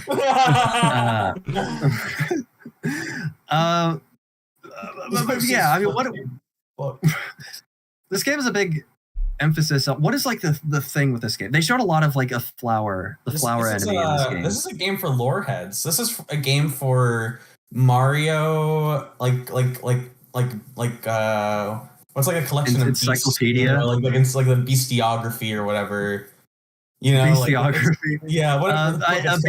What is it called? Bestiary. I'm trying not. Bestiary. Okay. I'm trying not to say bestiality. Well, no, it's a good thing we didn't say bestiality. I'm very glad we didn't. Oh, we dodged a bullet there. Yeah, good thing we didn't, amongst other things. Yeah. But it is like a lorehead game, which I like. I used to like go on this website called Mario Monsters every day when I was a kid, where like people would like gather information about Mario enemies and like redraw them and like create all encyclopedic information. And I think that is a audience that Mario has, is people who are obsessed with like documenting the world. So this is a game where there's a new character, Mr. E, short for Mr. Encyclopedia, and you're going around, you're documenting different enemies. They showcase the flower enemy. What's it called? Daisy. Amazing Daisy. The lazy Daisy. So I guess what is it like? Every level is going to be themed after like a different enemy, and I'll be honest, I was not paying too close attention. I just kind of stalk them and watch them do things, and they were just kind of playing. Yoshi was playing with flowers and sand on the floor for 10 minutes. I rewatched it. I think the idea is like every level has like kind of a different like little creature in it, which will be like kind of cute and fun. But I would need to see more of it. It was a little weird. Like I kind of don't really fully know how the game was. Like I don't think we saw like a single enemy in that trailer. Like there was no Shy Guys or anything. I think you literally just hang out. Yeah, which is like, okay, it's interesting. It's a complex how that will work out. It's a cozy like Kirby's Epic Yarn type game. That was kind of like the overwhelming thing of this direct. I feel like they showed like so little of some things and like too much of other things. Like I would like to see like a bit more like how this game functioned. I don't really know how it functions. Like with Tomodachi Life, it was kind of the same. Like I kind of like to see how that functions a bit more. With Mario Wonder, like they showed like the least interesting part of that DLC and like kind of skipped over the interesting part. I want you to get excited over the names of these games and not actually tell me. Get excited over the logo reveals. I don't know. The last Yoshi game I bought was Woolly World. Mm-hmm. And I enjoyed that. Maybe by the time this comes out, I will have an appetite for a new Yoshi game again. Mm-hmm. This will. I'm glad it will hit the Mario Wiki like a nuclear bomb with the amount of like revisions and additions it'll get about the intricate lore of all these little animals. I genuinely love that shit. I was obsessed with it as a kid. I will take it, but I will not be paying $80 for it. And that's the Nintendo Direct. And that's the September 12th Nintendo Direct, everybody. We covered everything. We've arbitrarily covered the entire thing. Yeah, even things we had nothing to say about. Yeah, a very small amount of it was actually interesting in any way. Yeah, I someone needs to like rewatch this, like try to like track how much of this episode we actually talk about the direct for. No, we talk so much about. We came to the conclusion that directs are a massive waste of time, and by extension, this episode of the podcast. Okay. Yeah. Hold on, Lilith. Look at the screen. You know, I am very happy with the jar resolution and the mud and the slop. Okay, this was supposed to be like a 2.5 hour episode. We were fuckers, so we went over. I don't want to be over 3 hours, but I did promise questions at least, so we'll do those just real quick. We'll go do like 2. Oh yeah. I also want to make an announcement. I'll let you make your announcement at the end too. Let's see. Oh, okay. This is one from Angular that kind of, I guess, ties into this. We can talk about how do you think these rising prices will affect Nintendo and the people who buy Nintendo games in the long run? I think it's not going to be a disaster, but I think they are going to start feeling some hubris. I think we're going to see a lot of people genuinely. Yeah, sorry, go on. I think 70 is going to be a big cutoff for people. And like I said earlier, like 70 is like too much for a Mario Tennis. I think that's going to become a popular opinion. I think a lot of their stuff that kind of sold just kind of naturally well is going to start like not doing as well. And if they don't start putting things on sales, it's going to really kick them in the ass. Yeah. Yeah, genuinely. I think we're reaching a point where people just cannot spend that much money on games. There's just no reason to. When they're not that good and they come out unfinished and everyone has a massive backlog of stuff they already own, I think it's going to be a real thing in the next couple of years with like how things are. Is like people would rather pay $20 for Silk Song than like fucking $80 for Yoshi's Crazy Book. Yeah, like Yoshi. I think people will still shell out like $70 for like big games, right? Like that's just the normal price of like AAA now. It's just kind of where we are. Like Bonanza being $70 didn't bother me that much, honestly, because that's a modern AAA game by all means. But when you start getting to that Mario Tennis, that Yoshi Poopy Baby Adventure game, that's when I think they're really going to start pushing it. I think for sure. Yeah, because I feel like when you make something expensive, it's really becoming less like, oh, I'll just pick this up just because. Like now it's becoming more like, I'll get this if I'm really already invested in this particular franchise. So I think a lot of big games with like big audiences, I think will be able to withstand.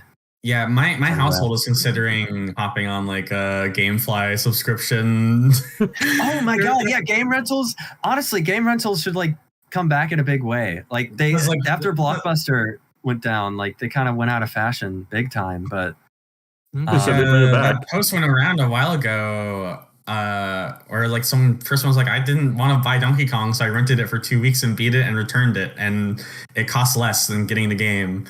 I think that's just that kind of goes hard. That might be the play for us 20 somethings who can't spend $100 on every game. Right. And it's like I have no issue with like honestly, there's some games where it's like I don't need to own it forever, really. Right. Like like with something like Donkey Kong as that example, like I'll probably want to play that like again in the future, so like I'll pay for that, but like I don't want to buy Mario Tennis anymore. Like maybe I'll rent it, maybe that'll work. I'll have like my 2 weeks of fun when the online's populated. I don't know. Yeah, if your friends are like, we really want to play Mario Tennis, like okay, I'll rent it again. I could just play like the Mario Tennis on like the first Switch. That is true. They have now their like online retro game service has so much to it now that like you can, if you just want to play just video games at all, there's like a huge breadth of titles at your fingertips that just come with the online service. So yeah, that's a pretty good value. Yeah. I think Nintendo is going to be maybe eating a bit of hubris this generation. I think people get mad if you say if you say that, but I think it's just kind of the truth. I think casual kind of players and like people our age are going to start feeling price gouged out, and it's going to be maybe a problem for them a little bit. And I hope. Sorry, I didn't mean to interrupt you. No, you go on.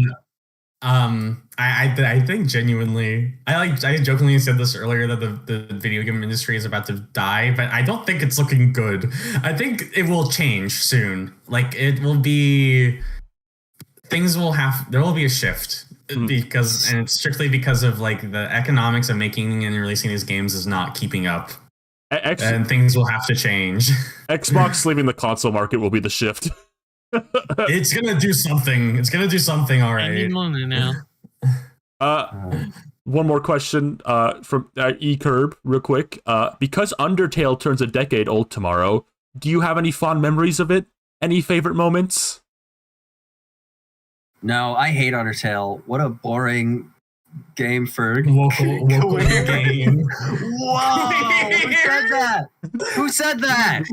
Get him out of here! Get him out of here! Who said that? I'm kidding. No, freaking 10 years of Undertale. No, it's a good game. It's a great game, honestly. Yeah. It is a game that I love. Yeah, right. I love playing it so much that I've never played it again. Like I kind of just wanted my first experience with it to just be my memory of it forever, basically. And I probably won't play it again until I'm like 49 and like nostalgic for my youth. It's such a sentimental game that you kind of do want to let it exist as like a fond memoy almost. Yeah, that's kind of how I feel about it. I definitely get that. Part of me does want to play it again soon, just because I kind of want to see how I feel about it as an adult. Last time I played it, I was like 18. Wow. But and especially with Deltarune and stuff. But it was so formative that it'll always just kind of be like this little thing in my brain, this little gem that I can't not like it. It was too formative. Yeah. I remember staying up very late and playing it. I think I played it in one night or 2 nights. It's like a 10-hour game, and I think I just sat down and played all of it. I remember a 4-hour game. Is it how long? 4 hours. It's 4 hours? Undertale's not 4 hours long. How long is Undertale? It's about 5 or 6. I feel like it took me 10 hours. Oh, wait. To do... Oh, I thought you said Undertale. No, yeah, Undertale. Did I say Deltarune? I mean Undertale. Undertale is not 4 hours long. It's definitely... It is. At least 6. It's like 6 or 7 hours, I would say. Undertale True Run, how long to beat? Well, if you know what you're supposed to do and you do everything efficiently. A true pacifist run takes an average of 11 to 12 hours. I did pacifist True Run the first time. I did the True Lab and everything. It's like 10 hours. At least. Yeah. What it's looking like to me. It took me 6 hours. Yeah, it looks about 6 hours if you know everything, and like 9-10 hours if you don't. So I think that's fair. I think it tracks. I feel like it took me around 10 hours. It's 8. It's 7. Everyone has a different idea of how long Undertale is. Well, I guess it also. It's almost like it's an interactive medium. Yeah, I was gonna say it's hard to judge. It's hard to judge because are you just booking to the end of the game and just do like all the stuff you need to, or are you like talking to the NPCs and looking for secrets and stuff? Right. Either way, I did do it in one run, and I remember being very late and seeing Omega Flowey. It was dark. I had my blazing hot laptop on my lap because it was like 2014 or whatever. It started melting to your skin. And I was just like blown out of my gourd seeing this fucking thing on my screen. It was like so shocking and cool, and then I finished the game and I cry, and then I Googled Toriel porn immediately after closing it, like Travis touchdown. No. Yeah, it's just it lives as that in my brain, and I really do. I love that game a lot. It's really special. I think I hold the opinion that I think in the world of Deltarune we live in right now, I think people sometimes try to underplay Undertale a bit, like it's like kind of like the little baby stupid game you made before his real thing, and I like Deltarune more. Like that is definitely like his like true like vision masterpiece kind of thing. But I think people underplay Undertale a bit still. I think that game is still great. I think it is still incredibly emotionally driven for me. Are you saying it's the underdog? I think it's kind of a beautiful. I think it is genuinely a beautiful game because it is a game that is maybe held together a bit with like duct tape and like glue. And like Toby's not like an amazing pixel artist, and he's not a great programmer. And I think it is kind of beautiful. Someone made a game like that, and it resonated with so many people. I really love this thing between Undertale and Deltarune where he's really good at creating a meta element to it too, where you can't help but talk about it and like look into it because he does put all this stuff for you to have to dig out and like create like these like groups of people online who are like data mining and like theorizing and stuff like just putting Gaster, just having the Mystery Man room added like 10 years to the cultural weight of this game. Like it's like such a thing that he does that through Deltarune too, where there's all this stuff that gets added just in the code, not even in the game. He's like, you're so good at that specific thing that just it adds so much life to like talking about them. It's like he really just is doing it because out of his own experience, I feel. Like this is the type of stuff he loves too. This is the type of stuff he loves listening into or like looking at. He just like, knows because he is one of them. He is like the type of people that will love this shit. It's amazing. Like looking into like being a person who like grew up like reading like cutting room floor and like creepypastas and stuff. Like those two specific kind of things I think are like driving forces in how he made these games. He likes that meta aspect. Yeah, it also like really helps that like this is like constant ideas he's been like melding in his mind for like years and years and years. All the stuff he like played and experienced, like since like the a Halloween hack, even like as much as like we don't refer to as much or shouldn't. There is a lot of like the foundation from like his experience with playing Earthbound and then making that game like it's built. It's like there. That's where it all started. It's just very fascinating. On top of like just him playing like more than one RPG. What's that one game where the protagonist of the Halloween hack came from? It's like this like weird esoteric RPG from the 90s, like this like Japanese RPG. Valorant, I think. Valorant or no, something like that. Like game. Really specific. No, it was not Valorant. No, it was a dungeon crawler game. Yeah, but like the way he's like talked about how that MC of that game that like almost like no one who has played Undertale has played that game. Him being like, oh yeah, this character Brandish, for robot. Yeah, Brandish. Brandish stuff is so interesting because he's like the Brandish guy is like one of the main inspirations for Chris, and Brandish is also in the Halloween hack. And then you have like Brandish references in Deltarune. I remember I was like looking into Brandish right before Chapter 3 came out, and then you get to Chapter 4 and it's talking about the Dark Zone, and I was like, wait a minute. The Dark Zone is in Brandish. It's just like all these like weird little things that just come from his very specific personal experiences. I just love it a lot. Toby's awesome. Obviously. That's why being a part of being a good artist is having very weird specific interests. Yes. Yeah. Just look at me. Won't be aware of until you make something of it. That's why it's important to go out and enjoy very strange things that only you know about, essentially. Yeah, that's why when you get that weird experience to pull from. When the next StarCast cartoon comes out, the Carl Squared references drop, it's over. Yeah, I think we do a pretty good job of that by watching terrible, obscure Canadian cartoons from like 2008. We're really experiencing the breadth of culture. The next StarCast cartoon should have Mission Hill colors. Wait, true? Oh, I technically already has. Andy, I want to go watch the new Nintendo Direct, Andy, with my friends. I was gonna say, I think I added some esoteric references to some cartoons, but I forget what it was. You're a very esoteric person in general. Before we wrap up, Rosa, do you want to do your special announcement? Yep. So special announcement. Tomorrow, the next chapter of It Girl will be popping up on Pillow and Leaf. Oh. What is It Girl? Tell us about it. What is It Girl? All right. So It Girl is a comic I've been making for the past year.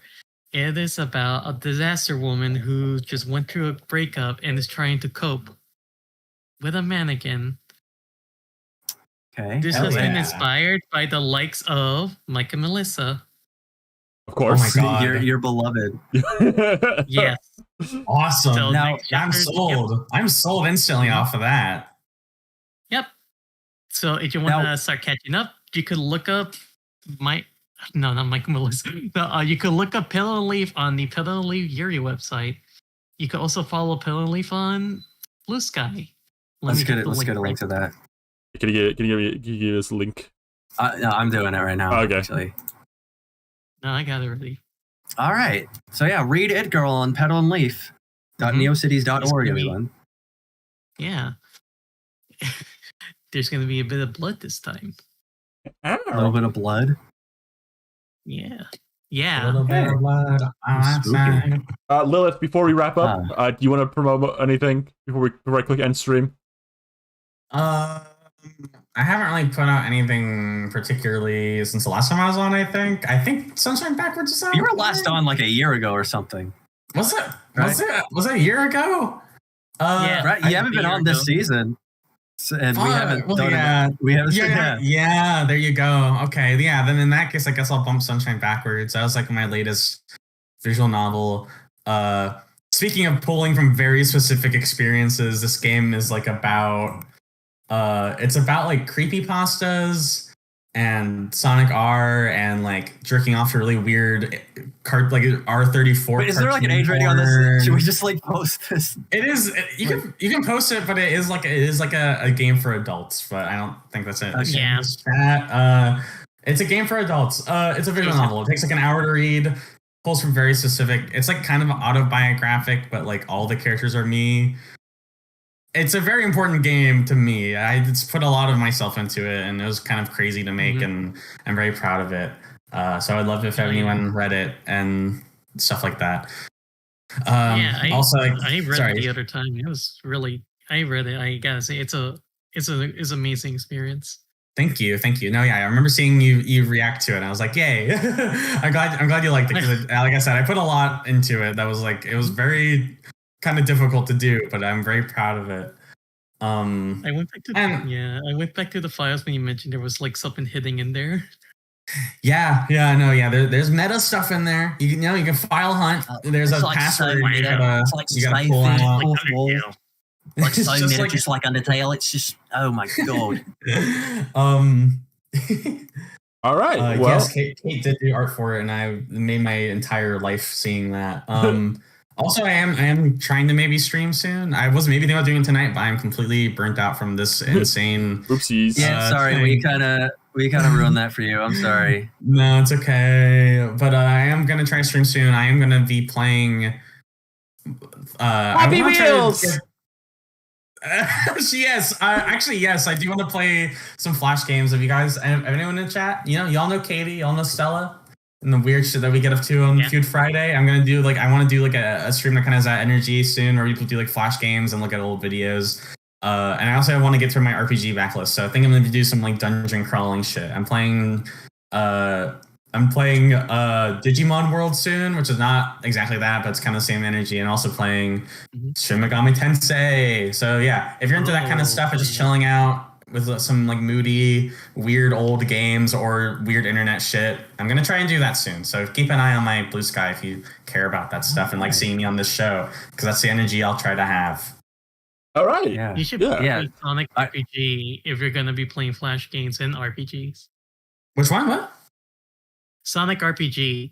It's a Flash game that has like this villain that's supposed to be like the fusion of Sonic and Shadow's DNA. Is this an RPG Maker game? Where do I play this? No, it's a RPG Flash game. Okay, I will do that. Send it to me and I will play Sonic RPG. It's one of the few Sonic RPGs that were actually finished. All right. Well, all right. We'll see you all now in 2 weeks. This won't be another weekly episode unless they drop the Fiona and Cake trailer. Then we'll be forced to. 3 hours trailer. Thanks for watching. Thanks for watching, everybody. Good night, everybody. Good night. Don't watch Nintendo Directs anymore. Just watch us talk about them.